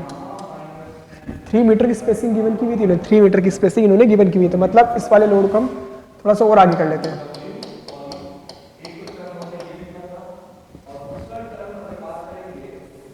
इस वाले लोड को हम थोड़ा सा और आगे कर लेते हैं। चलिए यहाँ पर ठीक है, डिलीट करेंगे तो पूरा डिलीट हो जाएगा फिर वो।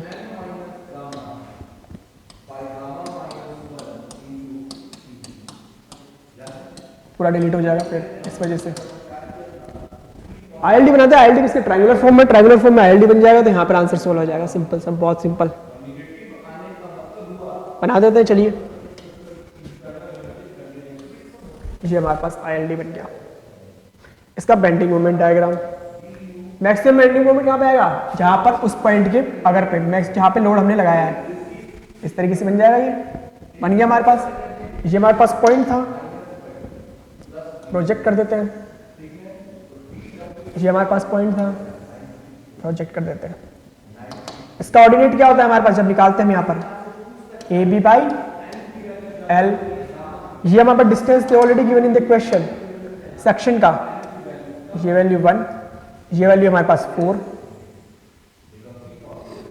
ये वैल्यू 1, ये वैल्यू हमारे पास 4, ये वाली वैल्यू हमारे पास, ये वाली वैल्यू हमारे पास कितनी होगी? 1, क्योंकि ये वैल्यू हमारे पास 3 थी तो बच गई वैल्यू हमारे पास 1। तो ये हमारे पास सिंपल से इस तरीके से ए बी बाई एल, ये हमारे पास निकाल लेते इसका ordinate. A B by L की क्या वैल्यू निकल के आएगी? ए हमारे पास 1 है, बी हमारे पास 4 है, डिवाइडेड बाई 5, 4/5 मतलब 0.8 निकल के आ गया। इस वाले ऑर्डिनेट की वैल्यू, क्योंकि हमारे पास लोडिंग तो यहाँ पर भी तो लग रही है, तो हमें क्या करना है? सिंपल लोडिंग से मल्टीप्लाई करना है ऑर्डिनेट को। ये हमारा आईएलडी कॉन्सेप्ट है, मैक्सिमम बॉडी मूवमेंट निकालना किसी भी पॉइंट सेक्शन पे। तो ऑलरेडी सेक्शन गिवन किया हुआ था। इस वाले पॉइंट की किस तरीके से निकाल सकते हैं? हमें ट्रायंगल प्रॉपर्टीज लगा के, ट्रायंगल प्रॉपर्टीज लगा दीजिए। ये एक तो ये वाला हमारे पास ट्रायंगल हो गया और एक छोटा ट्रायंगल हो गया। तो निकाल लेते हैं किस तरीके से। तो यहाँ पे हमारे पास 0.8 वैल्यू किस में है? 4 में है। हमें वैल्यू निकालनी है ये वाली y, इसको y अज्यूम कर लेते हैं। y की वैल्यू कितने में? 1 में। तो y की वैल्यू कितनी आ गई? 0.2। तो ये वैल्यू हमारे पास 0.2 निकल के आ गई। 0.2 हमारे पास इस तरीके से वैल्यू निकल के आ गई। अब हमारे पास सिंपली आपको करना क्या है? बेंडिंग मोमेंट एट इस पॉइंट पर आपको वैल्यू कैलकुलेट करनी थी सेक्शन पे। बेंडिंग मोमेंट एट सेक्शन पे हमारे पास लोड मल्टीप्लाई उसका ordinate plus load into multiply उसका ऑर्डिनेट। यहाँ पे हमारे पास कितना आ गया 160 प्लस यहाँ पे हमारे पास कितना आ गया 20, यहाँ पे हमारे पास वैल्यू 20, तो यहाँ पे हमारे पास 180। पता ही इसमें किसी को कोई सिंपल सा हमारे पास क्वेश्चन किया हुआ था। इस तरीके से हम वैल्यू को निकालेंगे maximum bending moment at this point. कितना सिंपल क्वेश्चन पूछा हुआ, ट्रेन वाला जो क्वेश्चन हमारे पास होता है सिंपल सी, वही चीज यहाँ पर इन्होंने पूछी हुई थी। इतना सिंपल यहाँ पर पूछा हुआ था, काफी ज्यादा यहाँ पर क्वेश्चन को इजी बनाया गया। ठीक है, आर पॉइंट जो कि मोमेंट एट आर पॉइंट में पूछा हुआ था, जो कि हमारे पास इस तरीके से वैल्यू कैलकुलेट हो गई। चलिए आगे बढ़ते हैं, हमारे पास जो नेक्स्ट क्वेश्चन है क्वेश्चन नंबर जो 4। ये क्वेश्चन पूछा हुआ था सेकंड वाले पेपर में, स्ट्रक्चर वाले पार्ट में। सिंपली डीएस और डीके पूछा हुआ था। डीएस एंड डीके इस फ्रेम इस सिंपल सी बीम के लिए, देखिए यहाँ पर क्वेश्चन में सिंपल सा क्वेश्चन पूछा हुआ है, डीएस और डीके वैल्यू पूछी हुई है इन्होंने सिंपल से क्वेश्चन। किस तरीके से कैलकुलेट करेंगे हम? यहाँ पर एक लोडिंग दे दी गई है, लोडिंग दे दी गई है तो मतलब इसका एंगल पे गिवन की हुई, मतलब यहाँ पर एक क्वेश्चन को यहाँ पर एंगल पे गिवन करके इन्होंने क्या बता दिया है कि यहाँ पर हमारे पास एक वर्टिकल लोड भी है, हॉरिजॉन्टल लोड भी है। मतलब यहाँ पर आपको सारी की सारी रिएक्शन मिलेगी, हॉरिजॉन्टल रिएक्शन भी हमें यहाँ पर मिलेगी, वर्टिकल भी यहाँ पे हमें मिलेगी, एक मोमेंट भी यहाँ पर कहीं पर मिलेगा। यहाँ पर भी हमारे पास वर्टिकल भी है, हॉरिजॉन्टल भी है। डीएस की वैल्यू निकालनी है, तो डीएस की वैल्यू कितनी होगी भाई? 3 2 5 5 minus number equilibrium available is 3, DS तो यहाँ पे हमारे पास सिंपल निकल गया 5 minus 3 is equal to 5 minus यहाँ पे हमारे पास 3 इज इक्वल टू, सिंपल सा हमारे पास डीएस की वैल्यू निकल के आ गई। ये वैल्यू हमारे पास पूछी गई थी, डीके की वैल्यू। हमारे पास बीम स्ट्रक्चर है तो यहाँ पे हमारे पास 3 इंटू नंबर ऑफ जॉइंट्स, यहाँ पे number of joints minus number of equation जो कि हमारे पास अवेलेबल है। तो यहाँ पर 3 इंटू नंबर ऑफ जॉइंट्स, हमारे पास कितने जॉइंट्स हमारे पास अवेलेबल है? यहाँ पे 2 जॉइंट्स है, एक और 2 जॉइंट्स है हमारे पास अवेलेबल। तो कितनी हमारे पास इक्वेशन हमारे पास अवेलेबल हो जाएगी? सिंपल सा हमारे पास minus number of R E, जो कि हमारे पास इक्वेशन अवेलेबल, जो नंबर ऑफ रिएक्शंस की वैल्यू। नंबर ऑफ जॉइंट्स 1 and 2, मतलब यहाँ पर 3 into 2 minus number of reaction जो कि हमारे पास अवेलेबल है, तो 6 माइनस 5 इज इक्वल टू 1। सिंपल सा क्वेश्चन, 2 और 1 हमारे पास answer correct option. Options given किए हुए थे, ऑप्शन से आपको चूज करना था, वहां पे सिंपल से इस तरीके से डीएस और डीके की वैल्यू निकल के आ गई। Very simple question which is they ask. Okay, तो यहाँ पर जो हमारे पास जितने भी क्वेश्चन हमें मिल पाए अच्छे प्रॉपर तरीके से, जिसका डेटा अवेलेबल था, उनको यहाँ पर हमने सॉल्व कराया। जो भी हमारे पास रिमेनिंग क्वेश्चन है और इधर जो भी आए हुए थे, उनको यहाँ पे जब भी प्रॉपर डेटा हमारे पास अवेलेबल होगा तो definitely we will provide you in the proper manner. तो ये भी क्वेश्चन बहुत सिंपल क्वेश्चन यहाँ पर पूछे गए थे। चलिए ठीक है, चलिए फिर और हम मिलते हैं किसी अनदर सेशन में जहाँ भी हमारे पास किसी तरह की कोई क्लासेस होगी। ओके, चलिए thank you very much, good day everyone.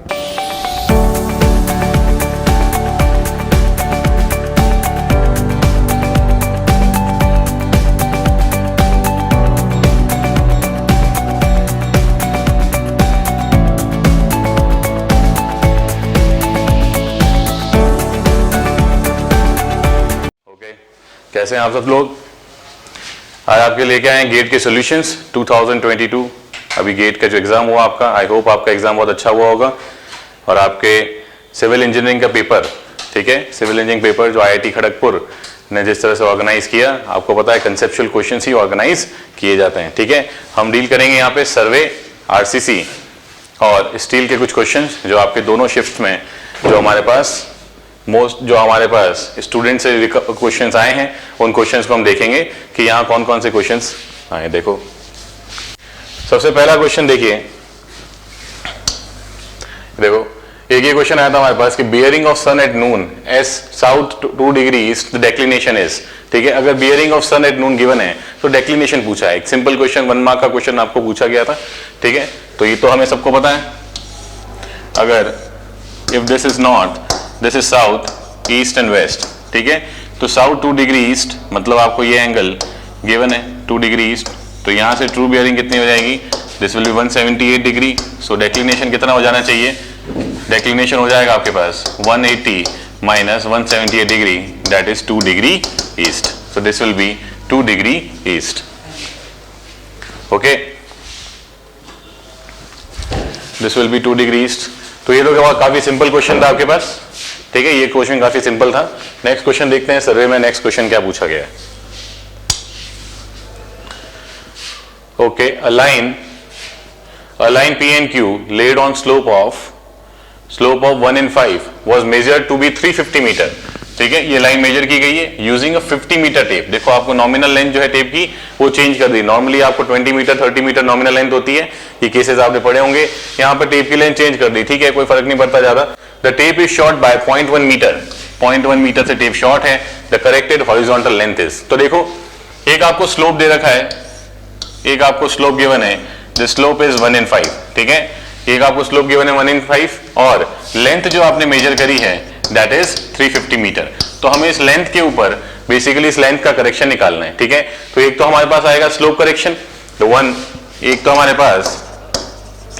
पास आएगा स्लोप करेक्शन, ठीक है, और एक हमारे पास आना चाहिए, ये देखो the tape is short by 0.1 metre, tape is short by 0.1 metre. तो एक करेक्शन हमारे पास स्टैंडर्डाइजेशन का करेक्शन आ जाएगा, स्टैंडर्डाइजेशन करेक्शन, ठीक है। ये दोनों करेक्शन आप लगाओगे और उससे आपको करेक्टेड लेंथ मिल जाएगी। देखते हैं, अगर मैं ये थीटा निकाल लूं तो यहां से थीटा निकाल सकते हैं, that is tan theta is equal to 1/5, ठीक है। और स्लोप करेक्शन, अगर करेक्शन ड्यू टू स्लोप लिखेंगे अपन तो करेक्शन ड्यू टू स्लोप कितना होना चाहिए, if this is length L then that is L cos theta minus L, ये आपका करेक्शन हो जाएगा। लेंथ आपको गिवन है 350 मीटर, cos थीटा, थीटा की वैल्यू हम यहां से निकाल लेंगे, theta will be tan inverse 1/5। देखो कितनी आती है ये, tan इनवर्स 1/5। तो आपके पास थीटा की वैल्यू है कुछ 11 डिग्री, उसी में cos को रख देंगे, तो ये आपके पास आएगा, कॉमन लेंगे cos थीटा माइनस 1, ठीक है। तो 350 इंटू ये वैल्यू आपके cos थीटा माइनस 1 की वैल्यू आ रही है -0.0194, ठीक है। इसको मल्टीप्लाई करेंगे 350 से तो आपके पास फाइनल वैल्यू आएगी -6.796, ठीक है। ये तो आपके पास करेक्शन ड्यू टू स्लोप आ गया। अब अगर हमें, ठीक है, ये आपके पास करेक्शन ड्यू टू स्लोप है। अगर अब हमें नेक्स्ट निकालना है करेक्टेड लेंथ का, ठीक है, तो अगर लेंथ ऑफ करेक्शन का निकालेंगे तो this is short by 0.1 metre. तो आपके पास 50 मीटर टेप है, अगर शॉर्ट बाय 0.1 मीटर होगा कितना हो जाएगा, 49.9 मीटर। तो this will be 49.9 divided by 50 into 350। ये देखते हैं कितना है, 49.9 इंटू 350 इंटू 350 डिवाइडेड बाय 50, तो ये आपके पास आता है 349.3 मीटर, ठीक है। तो यहां से करेक्शन निकाल लेंगे, करेक्शन आप यहां से कैलकुलेट कर सकते हो। तो करेक्शन कितना आ जाएगा, 349.3 minus 350 metre, that is minus of 0.70। तो यहां पे आपके पास माइनस ऑफ 0.70 आ गया। तो जो फाइनल करेक्टेड लेंथ होगी, द करेक्टेड हॉरिजॉन्टल लेंथ, ठीक है, द करेक्टेड हॉरिजॉन्टल लेंथ कितनी आनी चाहिए, 350 plus this correction that is minus of 6.70। ये देखो क्या आंसर है आपका, 6.796। तो आपका आंसर आना चाहिए 6.796 और दिस 343.940। 350 माइनस 6.796 माइनस 0.7, आपको आंसर आएगा 342.504 मीटर, ठीक है। तो यही आपसे पूछा गया था, ठीक है, यही आपसे पूछा गया था करेक्टेड लेंथ क्या होगी। सिंपल सा क्वेश्चन था, आपको दो करेक्शन इसमें लगाने थे। एक करेक्शन आपका लगेगा स्टैंडर्ड करेक्शन, एक स्टैंडर्डाइजेशन का करेक्शन लगेगा और दूसरा लगेगा आपके पास स्लोप करेक्शन, ठीक है। आपको टेप की जो लेंथ है वो चेंज कर दी गई थी, टेप की लेंथ चेंज कर दी गई थी, जो नॉमिनल लेंथ है उसको चेंज कर दिया। ओके, चलते हैं नेक्स्ट क्वेश्चन की तरफ। नेक्स्ट क्वेश्चन देखो,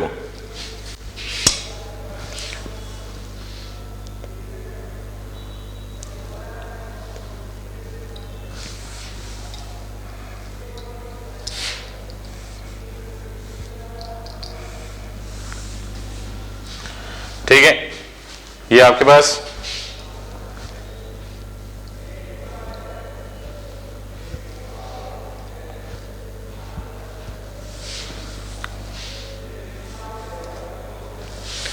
देखो नेक्स्ट क्वेश्चन आपसे क्या पूछा गया था, if the bearing of line was observed as, if the bearing of line was observed as an 30 degree 17 minute west, ठीक है, ये आपसे बियरिंग ऑब्जर्व की गई, then what is the value of, what is this value in WCB, WCB के अंदर value पूछी है, सिंपल सा क्वेश्चन आपसे पूछा गया इसके अंदर, ठीक है, सिंपल क्वेश्चन था क्या।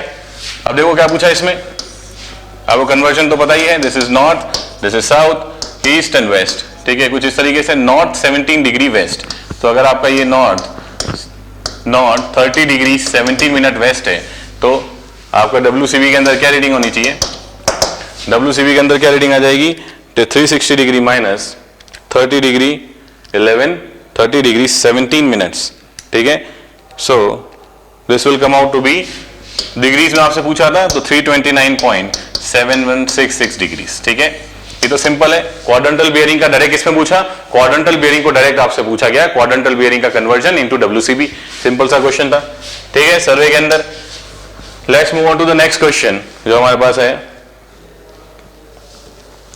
If the flying height, photogrammetry का क्वेश्चन है, देखो क्या पूछा है, if the flying height of the camera is 3500 metre and average elevation of the ground is 460 meter and the focal length of the camera is 152, then the scale of the photograph would be, direct, again very simple question, direct formula based question, ठीक है, again very simple and direct formula based question, that is f upon h minus h average, ये formula आपने देखा होगा, f को यहाँ put कर सकते हैं, focal length is your 152 mm divided by flying height is 3500 meter minus average elevation of the ground, that is 460, इसको भी मीटर में कन्वर्ट कर देते हैं, ठीक है, इसको भी मीटर में कन्वर्ट कर देते हैं, तो दिस विल बी 460 और इसको मीटर में कन्वर्ट करोगे तो 10 की पावर -3, क्या स्केल आती है इसे देखो, स्केल क्या आनी चाहिए इससे, लेट्स सी 500 माइनस 460, ठीक है, 1 in 20,000, ये आपका आंसर आना चाहिए था, स्केल डायरेक्ट है, फॉर्मूला बेस्ड क्वेश्चन था, डायरेक्ट आपके पास इसका आंसर आ जाएगा, डायरेक्ट आप फॉर्मूले में वैल्यूज को पुट करोगे, f upon h minus h average, f upon h minus h put करोगे तो f की वैल्यू गिवन है, h और h एवरेज वैल्यू गिवन है, ठीक है, तीनों वैल्यूज आपको गिवन है, उससे आपको क्या करना है, डायरेक्ट वैल्यूज पुट करनी है और क्वेश्चन सॉल्व हो जाएगा। तो फ्लाइंग हाइट का ही क्वेश्चन था, ओके, तो आरसीसी के आपके पास ये 4 क्वेश्चन थे जो गेट में आपसे पूछे गए, काफी सिंपल क्वेश्चन पूछे गए, डायरेक्ट डेटा बेस्ड क्वेश्चन और कुछ डायरेक्ट फॉर्मूला बेस्ड क्वेश्चन आपसे पूछे गए, आपको वैल्यूज पुट करनी थी और बहुत इजीली उससे कैलकुलेट हो जाता है। आई होप आपने आरसीसी के सारे क्वेश्चन जो हैं सही से अटेम्प्ट किए होंगे और उसको करेक्ट किया होगा। अब देखो नेक्स्ट क्वेश्चन, नेक्स्ट हम डील करेंगे आरसीसी, ठीक है, नेक्स्ट हम डील करेंगे आरसीसी क्वेश्चन देखो क्या है, ये क्वेश्चन आपको मिला था 2 मार्क का क्वेश्चन था, ये शायद आफ्टरनून बैच का क्वेश्चन था ये, the tension member have a span of 15 meter, the tension member have a span of 15 meter and area 450 into 450, ठीक है, area 450 into 450 is pre-stressed with 3 steel tendon, 3 steel tendon बार से इसको pre stressing की गई है, each of 200 mm square, तीनों का area क्या है, इक्वल है, अगर area A1 equal to A2 equal to A3 और तीनों का एरिया कितना गिवन है 200 mm स्क्वायर, तीनों का एरिया बराबर है, straight and located at 125 mm from the bottom से 125 mm पे, the tenders are tensioned one after the another to a stress of 1500 MPa, assume pre-stress to be same in all the tendon and modular ratio is 6, आपका modular ratio given है m equal to 6, ये आपको given है, the average loss of pre-stress due to elastic deformation of concrete considering all the tendons is, ठीक है, इस तरह case आपने किया होगा, ठीक है, देखते हैं कैसे सॉल्व होगा ये क्वेश्चन, लेट्स सी किस तरह से इसको सॉल्व किया था, ठीक है, इसको साइड में रख देते हैं, लेट्स सी आपको दे रखा है एरिया, गिवन डेटा है वो देखेंगे, एरिया आपको गिवन है 450 into 450 mm, ठीक है, ये आपके पास एरिया है और जो आपके पास बीम है, बीम की जो स्पैन गिवन है आपको, दिस स्पैन इज 15 मीटर, ठीक है, और इसका क्रॉस सेक्शन जो आपको गिवन है that is 450 into 450, this is 450 into 450, ठीक है, इस तरह से गिवन है आपको, pre stress with 3 steel tendons each of 200 mm square, straight and located at 125 mm from the bottom, मतलब है कि आपके पास 3 बार्स हैं जो कि बॉटम से 125 mm एकदम स्ट्रेट है, ये बॉटम से 125 mm, ठीक है, 125 mm ऊपर है, ये निकाल सकते हैं हम। और ये टोटल जो आपके पास विड्थ है, ये टोटल विड्थ है दैट इज 450 mm। ये टोटल डेप्थ आपके पास आ रही है दैट इज 450 mm। ठीक है, अब देखो क्या दिया हुआ है, द प्री स्ट्रेस की वैल्यू आपको गिवन है। द प्री स्ट्रेस देखो one of the stress of 1500 MPa, 1500 MPa आपको क्वेश्चन में गिवन था। ये अज्यूम प्री स्ट्रेस और मॉड्यूलर रेशियो आपको गिवन है। देखो किस तरह से इस क्वेश्चन को सॉल्व करेंगे। सबसे पहले फॉर एग्जांपल हम इसमें एक्सेंट्रिसिटी निकाल लें। एक्सेंट्रिसिटी कैसे कैलकुलेट करोगे, 450/2 माइनस 125। तो देखो 450/2 minus 125, 450/2 is will be 225, 225 minus 125 will be 100 mm। ठीक है, तो आपकी एक्सेंट्रिसिटी क्या आ गई 100 mm। ठीक है, अगर इस तरह से, क्योंकि कोई बार इस तरह से दे नहीं रखा है आपको स्ट्रेट दिया है 125 mm के ऊपर। ठीक है, तो आप क्या करोगे, एफसी की वैल्यू निकालेंगे। कैसे, एफसी की वैल्यू कैसे निकलेगी, P/A plus P into E upon I into Y, इस तरह से आप निकालेंगे। Y भी इसमें E की होगा that is P/A plus P into E square upon I। तो ये आप एफसी निकाल लोगे, इस तरह से एफसी हम निकाल लेंगे। तो तीनों बार्स में एफसी की वैल्यू वही रहेगी। ठीक है, ये बात समझ रहे हैं। उसके बाद ये देखो आपको गिवन क्या है, आपको गिवन है एफसी निकालना है आपको। प्री स्ट्रेस गिवन है 1500 MPa और एरिया ऑफ ईच टेंडन कितना गिवन है आपको, area of each tendon given है 200 mm स्क्वायर। ठीक है, और टोटल एरिया आपको गिवन है 450 इंटू 450, कुछ इस तरीके से। ठीक है, कुछ इस तरीके से। तो हमें एफसी जो निकालना है, आपको जो एफसी कैलकुलेट करना है, वो आपको जो एफसी आपको कैलकुलेट करना है वो तीनों पे, क्योंकि हम क्या ले रहे हैं, तीनों पे जो चीज होगी वो दोनों सेम होगी। एफसी की वैल्यू तीनों पोर्शन पे होगी, वो तीनों पोर्शन पे एफसी की वैल्यू सेम रहेगी। ये क्वेश्चन में गिवन है, तीनों पोर्शन पे एफसी की वैल्यू भी सेम रहेगी that is P/A plus P/A plus P square by I, अगर आपको लेना है। ठीक है, अब देखो इसको कैसे सॉल्व करेंगे आगे।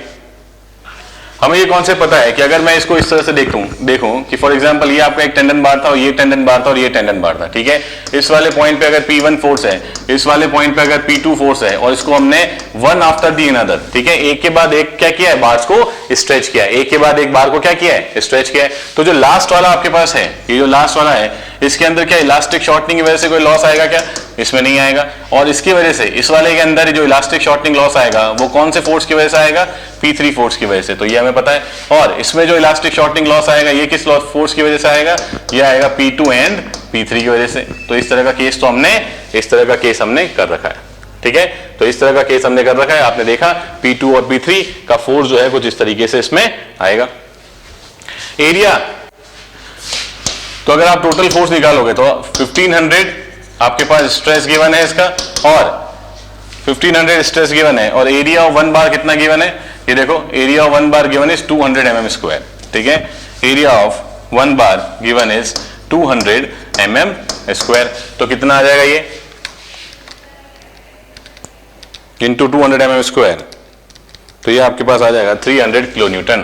This will be around 300 kilo Newton. तो ये आपके पास आ जाएगा 300 kilo Newton. 300 kilo Newton load आएगा इन ईच बार, हर बार में 300 kilo Newton each bar, in each bar the load will be 300 kilo Newton.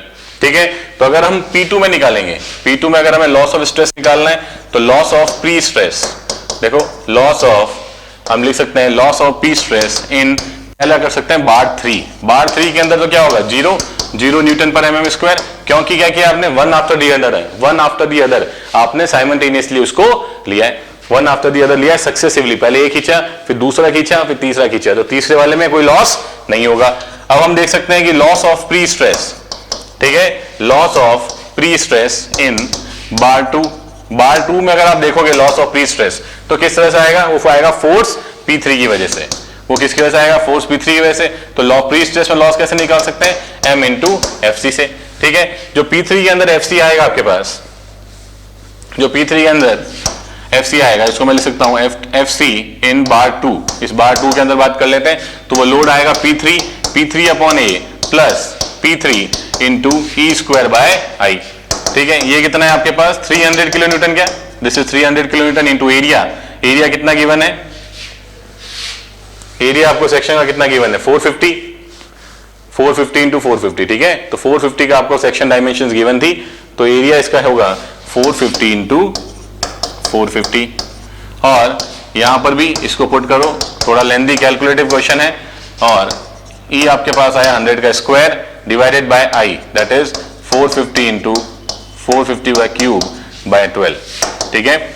इस तरह से आपको निकालना है। देखो क्या आंसर आता है इसका, 300 इंटू 10 की power 3 divided by 450 into 450 plus 300 into 10 की power 3 multiply by 100 square into 12 divided by 450 की पावर 4।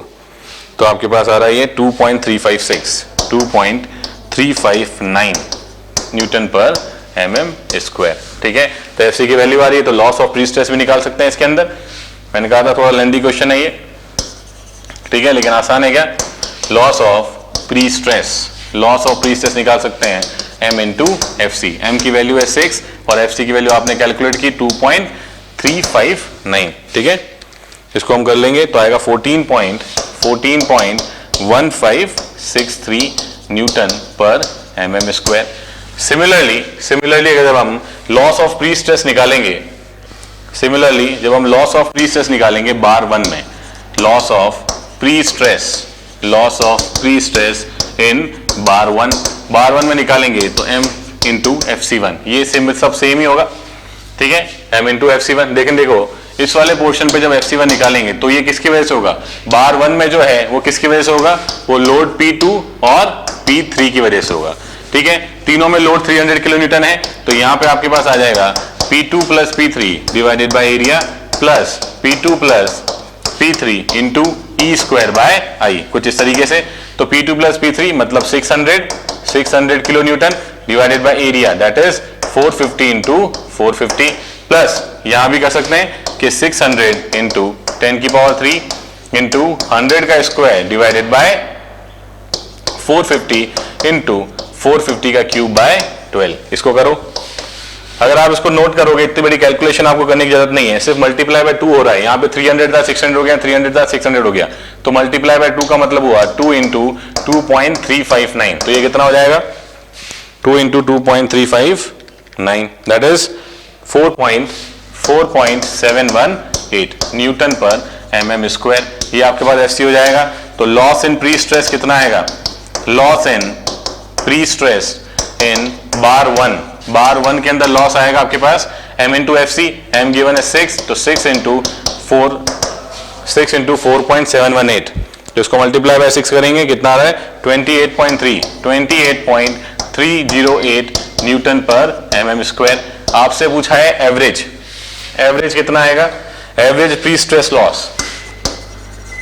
तो आप देख सकते हो average loss in prestress कितना आएगा, बार 3 के अंदर 0 और बार 1 के अंदर 28.308 और यहां पे देखो बार 2 के अंदर आया 14.1563, तो बार 2 के अंदर आया आपके पास 14.1563 डिवाइडेड बाय क्या कर देंगे 3, उससे निकल जाएगा हमारे पास एवरेज 14.1563, ठीक है। 14.1563 प्लस 28.308 डिवाइडेड बाय 3, तो आपके पास आ जाएगा 14.154 न्यूटन पर mm स्क्वायर। ये आपके पास आ जाएगा लॉस इन प्री स्ट्रेस, ठीक है।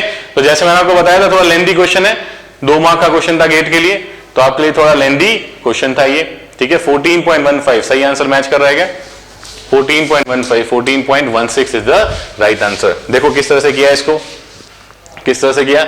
एरिया गिवन है 200 mm स्क्वायर, प्री स्ट्रेस आपको गिवन था 1500 MPa, ठीक है। उससे आपने क्या निकाल लिया, उससे आपने फोर्स निकाल लिया। तो force 1500 into stress into area force 300 kilometre आपने फोर्स निकाल लिया। हर बार में 300 किलोमीटर फोर्स आएगा। मॉड्यूलर रेशियो आपको गिवन है, इस तरह से हम टेंडन पे एफसी की वैल्यू निकाल सकते हैं, P/A plus P² bye Y, ठीक है, P² बाय I। तो इससे हम क्या करेंगे, पहले निकालेंगे loss in bar P stress क्या आएगा 0, लॉस इन बार 2 में क्या आएगा, बार 2 में जो लॉस आएगा वो P3 की वजह से आएगा क्या, तो P3 की वजह से आया, M इंटू FC करेंगे तो यहां से 2.359, loss of P stress M into FC that is 6 into 6 आपको मॉड्यूलर रेशियो गिवन था इंटू 2.3, तो ये 14 ये वैल्यू आएगी। और सिमिलरली हम बार 3 में भी कर सकते हैं। और फाइनल आपको क्या करना था, फाइनल आपको एवरेज निकालना था, तो average loss in P stress आएगा 14.154, ठीक है 14.154 आपके पास एवरेज लॉस आ जाएगा। थोड़ा लेंथी क्वेश्चन था क्या, थोड़ा सा लेंथी क्वेश्चन था, लेकिन ठीक है 2 मार्क क्वेश्चन में गेट में इतना आपसे पूछा जा सकता है। देखो let's move on to the next question. RCC का कोई नेक्स्ट क्वेश्चन क्या था हमारे पास, आरसीसी का हमारे पास नेक्स्ट क्वेश्चन था ये आरसीसी बीम, ये देखो इस क्वेश्चन को देखते हैं। RCC beam with rectangular cross section with 300 mm and effective depth of 580 mm।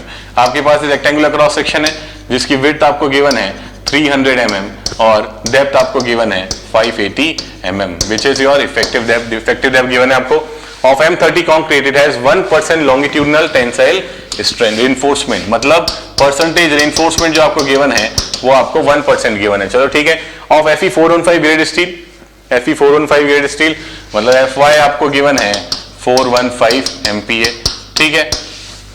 और क्या गिवन है, the design shear strength for this beam is this, design shear strength मतलब टाउ बीडी की वैल्यू गिवन है क्या 0.66 न्यूटन पर mm square. देखो tau BD की वैल्यू गिवन है और परसेंटेज टेंसाइल की गिवन है, तो इस डेटा का तो कोई मतलब ही नहीं था, ठीक है। अगर परसेंटेज टेंसाइल नहीं, अगर टाउ बीडी नहीं गिवन होता तो हम इससे निकालते, अगर इसमें डायरेक्ट टाउ बीडी की वैल्यू गिवन है तो इस डेटा का कोई मतलब नहीं इस क्वेश्चन के अंदर। The beam has to resist a factored shear force, beam has to resist a factored shear force of 440 kilo newton. ये आपका फैक्टर्ड शियर फोर्स है जो बीम को रेजिस्ट करना है, इसको VF लिख देते हैं factored shear force. The spacing of the two leg 10 mm dia, जो स्ट्रिप डाया है फाई आपको गिवन है 10 mm और क्या पूछा है, स्पेसिंग पूछा है वर्टिकल स्टेप्स के लिए, वर्टिकल स्टेप्स के स्पेसिंग पूछा है आपसे। देखो किस तरह से, लेट्स सी हम कैसे सॉल्व करेंगे इस क्वेश्चन को, ठीक है। आपके पास जो रेजिस्ट करना है शियर इन्फोर्समेंट को वो आप निकाल सकते हो, टाउ सी इंटू बी डी। टाउ सी आपको गिवन है 0.66, बी आपको गिवन है 300 और डी आपको गिवन है 580। कितना हो रहा है ये 0.66 into 300 into 580 that is kilo Newton में बताते हैं 114.84 किलो न्यूटन, ठीक है। तो इतना तो रजिस्ट करना है और टोटल फैक्टर लोड कितना है ये है, ठीक है। टोटल फैक्टर लोड इसको VU लिख देते हैं, ठीक है।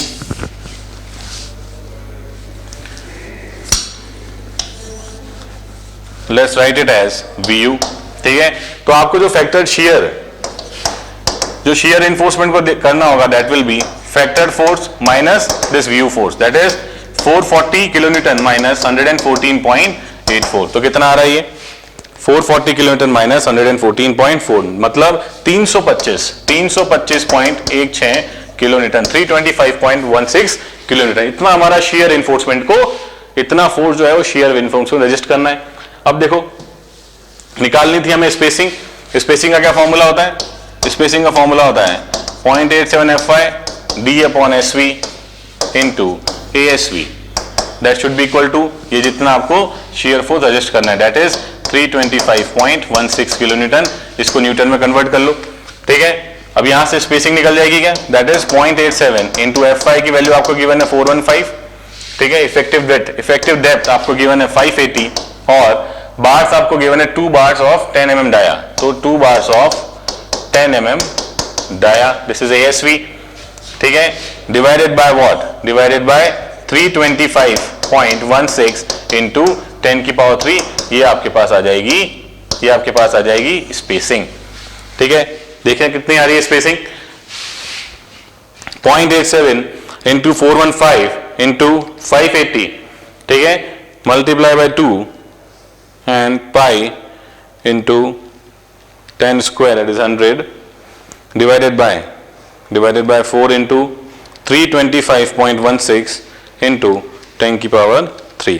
तो ये आपके पास आ रहा है 101.162, ठीक है। तो स्पेसिंग कितनी आ रही है, स्पेसिंग आ रही है 101.162 mm, ठीक है, तो आपको आंसर उसमें अगर लिखना है गेट में तो आप आंसर इसकी स्पेसिंग लिख सकते हो 101 mm, इसको आप वहां वैल्यू पुट कर सकते हो। ठीक है, सिंपल क्वेश्चन था। ठीक है, शियर स्ट्रेस से आपको सिंपल क्वेश्चन पूछा गया, कितना बट शियर इन्फोर्समेंट में किस तरह से हम क्वेश्चन को सॉल्व करेंगे। ठीक है, alright, let's move on to the next question. ये देखो, इस क्वेश्चन में कोई डाउट हो तो let's move on to the next question. ये भी हमारा कंक्रीट का क्वेश्चन है। नेक्स्ट क्या पूछा गया है कंक्रीट में, देखो, in the context of elastic theory of RCC, RCC की इलास्टिक थ्योरी कॉन्टेक्स्ट में the modular ratio is defined as the ratio of, modular ratio is defined as the ratio of, simple है। ठीक है, आपको क्या पूछा है, मॉड्यूलर रेशियो पूछा है। मॉड्यूलर रेशियो क्या होता है, सबको पता है, ईएस अपॉन ईसी, ये आपका मॉड्यूलर रेशियो होता है। तो क्या ऑप्शन होना चाहिए, शियर मॉड्यूलस, बिल्कुल नहीं। Young's modulus elasticity of reinforcement material E S and to the Young's modular elasticity of concrete. तो ये तो सिंपल क्वेश्चन था आपके पास, direct formula based, m equal to E S upon E C. ठीक है, alright, let's move on to the next question. क्या है हमारे पास नेक्स्ट क्वेश्चन, ठीक है। तो आरसीसी से जो क्वेश्चन थे हमारे पास, जो क्वेश्चन आरसीसी के थे वो ये सारे क्वेश्चन थे जो हमने डिस्कस किए। आई होप आपको समझ में आए होंगे और आपका आरसीसी का जो पोर्शन है वो आपने बहुत सही तरीके से किया होगा। प्री स्ट्रेस का क्वेश्चन है जो मोस्ट एक्सपेक्टेड क्वेश्चन भी था, जो प्री स्ट्रेस का क्वेश्चन है आपके पास वो भी मोस्ट एक्सपेक्टेड क्वेश्चन थे। ठीक है, जब हमने गेट की सीरीज चलाई थी, मेंटिक्यूज गेट का करवाया था गेट से पहले, उसमें भी प्री स्ट्रेस का क्वेश्चन डाला गया था। तो वैसा ही प्री स्ट्रेस का जो क्वेश्चन है वो आपको हमेशा, वो टॉपिक हमेशा से ही डिमांड में रहता है। इस वजह से गेट में वहां पे आपको उसी कॉन्सेप्ट पे हमने क्वेश्चन भी करवाया था आपको गेट के अंदर। ठीक है, गेट में प्री स्ट्रेस के टॉपिक से ही मैंने क्वेश्चन करवाया था एमएनटी क्विज के अंदर। ठीक है, तो उसी क्वेश्चन उसी तरीके से आप देख सकते हो कि गेट में भी एग्जाम में आपसे प्री स्ट्रेस पूछा गया, तो आरसीसी के अंदर भी आपसे प्री स्ट्रेस पूछा गया। अगर आपने मेंटी क्विज सही से सॉल्व किया होगा, उस समय आपने अटेंड किया होगा, तो आपको आइडिया होगा कि जो हम इंजीनियर्स अकेडमी प्लेटफॉर्म पे मेंटी क्विज हमने करवाया उसमें प्री स्ट्रेस के कॉन्सेप्ट को डील किया था, और प्री स्ट्रेस के कॉन्सेप्ट को हमने डील किया, उस समय आइडिया लग गया कि हाँ एग्जैक्टली वही क्वेश्चन, उसी तरीके के क्वेश्चन जो है गेट एग्जाम में आते हैं। ठीक है, नेक्स्ट देखते हैं हम स्टील। देखो स्टील के कुछ क्वेश्चंस, ठीक है, स्टील के देखते हैं कौन कौन से क्वेश्चंस हमारे पास आए।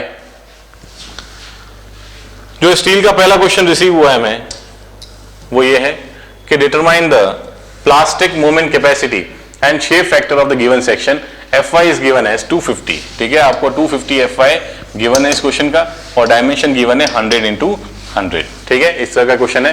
Plastic movement capacity, plastic movement capacity का मतलब एमपी आपसे पूछा गया है, that will B Fy into ZP। ये आपके पास एमपी की वैल्यू होती है। Fy की वैल्यू आपको गिवन है, दैट इज 250। आपको निकालना है ZP की वैल्यू। ठीक है, ZP की वैल्यू कैसे निकालोगे, area bye 2, that is y1 plus y2।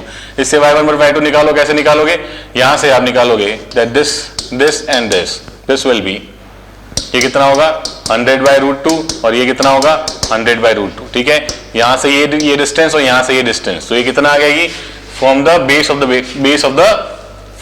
Of the triangle. ठीक है, तो y1 आपके पास आनी चाहिए डिवाइडेड बाय 3√2 और y2 भी आपके पास आनी चाहिए 100 डिवाइडेड बाय 3√2। तो ये इस तरह से आपके पास वैल्यूज आ जाएंगी। ठीक है, एरिया आपको गिवन है, that is 100 into 100 complete area in divide by 2, और यहां पर देखो 100/3√2 प्लस 100/3√2। तो यहां से आप निकाल सकते हो क्या, ZP कितना आ रहा है, आपके पास ZP आ रहा है 100 into 100 divide by 2 multiply by 100 divided by 3√2 plus again 100 divide by 3√2। ठीक है, so this will come out to be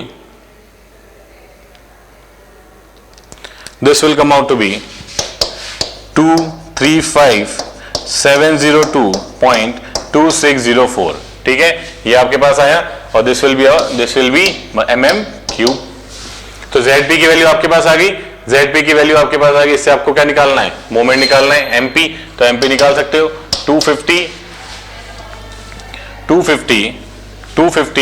multiply by this value, that is 235,702.2604। इसको आप मल्टीप्लाई कर लो 250 से, ये न्यूटन पर mm में है, इसको 10⁶, that is Newton, that is kilo Newton. तो 58.925 किलो न्यूटन मीटर। ये न्यूटन पर एमएम होगा, इसको किलोमीटर मीटर में कन्वर्ट हम कर सकते हैं। तो एमपी की वैल्यू आपके पास आ जाएगी 58.29 किलो न्यूटन मीटर। ठीक है, ये आपके पास एमपी की वैल्यू है। और दूसरा क्या पूछा, शेप फैक्टर। ये तो स्टैंडर्ड केस है आपके पास, this is the standard case you have. तो शेप फैक्टर कैसे निकाल सकते हैं? Shape factor will be mp upon my। आपको कैलकुलेट करना है तो कैलकुलेट भी कर सकते हो, और नहीं तो शेप फैक्टर आपको याद भी होगा, दैट इज 2। तो इसका आंसर हो जाएगा कि शेप फैक्टर तो आपके पास आ जाएगा, शेप फैक्टर विल बी 2, और mp की वैल्यू आ जाएगी आपके पास 58.29 किलो न्यूटन मीटर। ठीक है, इजी था क्या क्वेश्चन? शेप फैक्टर का स्टैंडर्ड क्वेश्चन है, स्टैंडर्ड रिजल्ट है आपके पास, और 100 डेटा गिवन है। इस तरह से आप इसको कैलकुलेट कर सकते थे। ठीक है, लेट्स सी क्या क्वेश्चन है नेक्स्ट हमारे पास। ओके, ठीक है, देखो क्या दिया है क्वेश्चन के अंदर। Let's see what is given in the question. An angle section of 100 और 10 110 mm, ठीक है, is connected to gusset plate. The allowable shear stress in angle is, जो shear stress, allowable shear stress है angle के अंदर, allowable shear stress angle के अंदर है, वो आपके पास है 150 MPa। And the allowable shear stress in the weld is, allowable shear stress जो वेल्ड के अंदर है वो आपके पास है 108 MPa। ठीक है, area of the angle section is, area आपको गिवन है 1903 mm स्क्वायर। आपसे पूछा है लेंथ L1 और L2, मतलब कोई आपके पास सिंगल एंगल सेक्शन कुछ इस तरीके से, ठीक है, कुछ तरीके से, और यहां पे आपको वैल्यू गिवन थी यहां से 24.7 mm, कुछ इस तरह का क्वेश्चन था। ठीक है, और यहां आपके पास कुछ लोड लग रहा था। तो ये जो वेल्ड है वो फॉर एग्जांपल P1 रजिस्ट करता है, और ये फॉर एग्जांपल P2 रजिस्ट करता है। तो आपको निकालनी थी L1 और L2 की लेंथ, कुछ इस तरीके से आपको क्वेश्चन में गिवन थी वैल्यू। शियर स्ट्रेस 150 MPa और P1 P2 की वैल्यू आपको कैलकुलेट करनी थी। ठीक है, तो सिंपल है क्या? इसके अंदर अगर सिंगल एंगल सेक्शन लिया है, 1903 आपके पास एरिया था, यही था क्या? 1903 एरिया 1903 mm स्क्वायर। ठीक है, तो अगर हमारे पास ये बात बताई गई है कि सिंगल एंगल सेक्शन है, तो देखो सिंगल एंगल सेक्शन में शियर लेग इफेक्ट हो गई, तो आपको शियर लेग इफेक्ट तो कंसीडर करना ही पड़ेगा, that is shear leg effect. तो शियर लेग इफेक्ट से क्या करोगे आप? निकाल लोगे एरिया नेट। नेट एरिया कैसे निकालोगे? A1 plus KA2। तो इससे K कैसे निकाल लोगे? K निकाल लोगे आप 3A1 upon 3A1 plus A2। ठीक है, और यहां पर A1 या A2 दोनों बराबर ही होंगे। देखो यहां पर इस वाले केस के अंदर जो A1 है that will be equal to A2, ये दोनों बराबर होंगे। और A1 अगर आपको निकालना है, विड्थ कितनी, डायमेंशन क्या है 100 इंटू 10, तो ये कैसे निकालोगे? 100 माइनस T/2 क्या 10/2 इंटू T, ये आपके पास आ गया एरिया A1। देखो कितना आ रहा है, this will come out to be 100 minus 95, तो ये आएगा 950, तो ये आ जाएगा 950 mm स्क्वायर। तो हम नेट एरिया आप निकाल सकते हैं A1, और यही इक्वल है A2 के, यही है A2 के बराबर, दोनों बराबर है। तो A1 A2 that is 950 plus K आपके पास कितना आया, दोनों बराबर होंगे तो 3/4 दैट इज 0.75। ठीक है, तो दिस विल बी 0.75 इंटू 950। देखो कितना नेट एरिया आ रहा है आपके पास, नेट एरिया कितना आ रहा है 0.75 इंटू 950, नेट एरिया आ रहा है 1662.5 न्यूटन पर mm स्क्वायर। ये कुछ इस तरह से आपके पास नेट एरिया गिवन है, नेट एरिया आ गया। ठीक है, इससे हम टोटल फोर्स निकाल सकते हैं, टोटल स्ट्रेंथ, इससे हम टोटल फोर्स निकाल सकते हैं। हमारे पास ये देखो नेट एरिया गिवन है आपके पास, और स्ट्रेस गिवन है 150 MPa। तो इससे आप टोटल लोड निकाल सकते हो कि 150 MPa into this stress into this area, stress into 1662.5, तो मतलब किलो न्यूटन में देखोगे तो 249.375 किलो न्यूटन, ये आपके पास टोटल स्ट्रेंथ आएगी इसकी। ठीक है, अब हमको निकालना है लेंथ, 249 है ये, 249.375 आपके पास टोटल आ गया। तो अगर मुझे लेंथ L1 निकालनी होगी तो क्या करेंगे? आपके पास वेल्ड स्ट्रेस गिवन है 108। ठीक है, वेल्ड स्ट्रेस कितना गिवन है 108, फिर आपके पास वेल्ड स्ट्रेस 108। ठीक है, तो इससे हम क्या कैसे निकालेंगे लेंथ? अगर L1 हमें निकालनी है कि देखो इधर अगर हमें आपको लेंथ L1 इसमें कैलकुलेट करनी है तो आप किस तरह से कैलकुलेट करोगे कि आपको टोटल फोर्स गिवन है दिस, तो यहाँ पर देखो 100 माइनस 24.7 ऊपर से जो डिस्टेंस गिवन थी 24.7 डिवाइडेड बाय 100 इनटू 249.375, ठीक है, that should be equal to what, that should be equal to 108 आपके पास वो दे रखा है, लेंथ आपको गिवन है और throat thickness into well size, तो यहां से L1 आपको मिल जाएगी। क्या मिल रही है L1 देखो 100 minus 24.7 divide by 100 minus 24.7 divide by 100 into 249.375 ये आपके पास आया, divided by 108 divided bye 0.75 divided by 5, तो आपके पास आ रहा है ये 496.77 mm, ये आपके पास आ रहा है 496.77 mm। बात समझ में आ रही है, दिस इज 496.77 mm, तो इसको आप लगभग ले सकते हो अप्रोक्सीमेटली, इसको आप 500 मान सकते हो, ठीक है। सिमिलरली हमें लेंथ 2 निकालनी है, दैट विल वो कितनी आएगी 24.7 divided by 100 into 249.375 multiply by 108 into L2 into 0.7 into 5, ठीक है। इसको सॉल्व करो कितना आएगा ये 249.375 into 1000 divided by 108 divided by 0.7 divided by 5, that will come out to be 162, तो ये आपके पास आया 162.95 mm। इसका मतलब है जो लेंथ आएगी सेकंड आपके पास, दैट विल, इसको अप्रोक्सीमेटली 164 मान सकते हो, तो दैट विल बी 164 mm। बात समझ में आ रही है, दिस विल बी 164 mm। तो आपके पास L1 की वैल्यू जो है वो आ गई 500 mm और L2 की वैल्यू जो है वो आपके पास आ गई 164 mm। तो इस तरह से आपका आंसर हो जाएगा, ठीक है, this will be your answer. तो स्टील के ये सारे क्वेश्चन थे हमारे पास, स्टील, आरसीसी और सर्वे के ये सारे क्वेश्चन थे। आई होप आपके आंसर्स मैच किए होंगे, सारे क्वेश्चन जो हमने एक एक करके सॉल्व किए थे, ठीक है, और गेट में आपने काफी अच्छा परफॉर्म किया होगा। जो इंजीनियर्स एकेडमी जो मेंटी क्विज करवाया था उसमें से भी कुछ कॉन्सेप्ट्स के क्वेश्चन थे, जैसे प्री स्ट्रेस का कॉन्सेप्ट का क्वेश्चन जो मैंने आपको मेंटी में आरसीसी में करवाया था, उसी प्री स्ट्रेस कॉन्सेप्ट के क्वेश्चन, प्री स्ट्रेस से ही आपको एक क्वेश्चन पूछा गया, ठीक है। ये प्लास्टिक मूवमेंट शेप फैक्टर का डायरेक्ट स्टैंडर्ड क्वेश्चन था आपके पास। उससे पहले मॉड्यूलर रेशियो किस तरह से डिफाइन किया जाता है, मॉड्यूलर रेशियो किस तरह डिफाइन किया जाता है, उसी के ऊपर, रेशियो के ऊपर डायरेक्ट आपसे क्वेश्चन पूछा गया। ये जो क्वेश्चन था आपके पास वर्टिकल स्ट्रिप्स का, ये भी जो स्पेसिंग क्राइटेरिया है और इसका जो कॉन्सेप्ट है, ये मैंने आपको यूट्यूब और आरसीसी क्लास जो यूट्यूब पर अगर आपने देखी होगी, वहां पे मैंने डायरेक्ट आपको क्वेश्चंस इस तरीके से ये बताया था, याद करवाया था ये फॉर्मूला, कि ये फॉर्मूला बहुत इंपॉर्टेंट है। इसको हमने रीअरेंज करके इस फॉर्मूला को लिखा था और उसमें टाउ वी माइनस टाउ सी का जो फॉर्मूला था उससे हमने देखा था इसको, ठीक है। और इससे पहले देखो ये जो क्वेश्चन था आपके पास आरसीसी का, ये थोड़ा लेंदी क्वेश्चन था, ठीक है, प्री स्ट्रेस का क्वेश्चन था ये थोड़ा लेंदी क्वेश्चन था आपके पास, लेकिन इजी क्वेश्चन था, आप कर सकते थे इसको। और हाईवे के और आपके पास सर्वे के जो क्वेश्चन थे वो भी काफी इजी आए थे, ठीक है। आई होप आपका एग्जाम बहुत अच्छा हुआ होगा और best of luck for results. Thank you so much.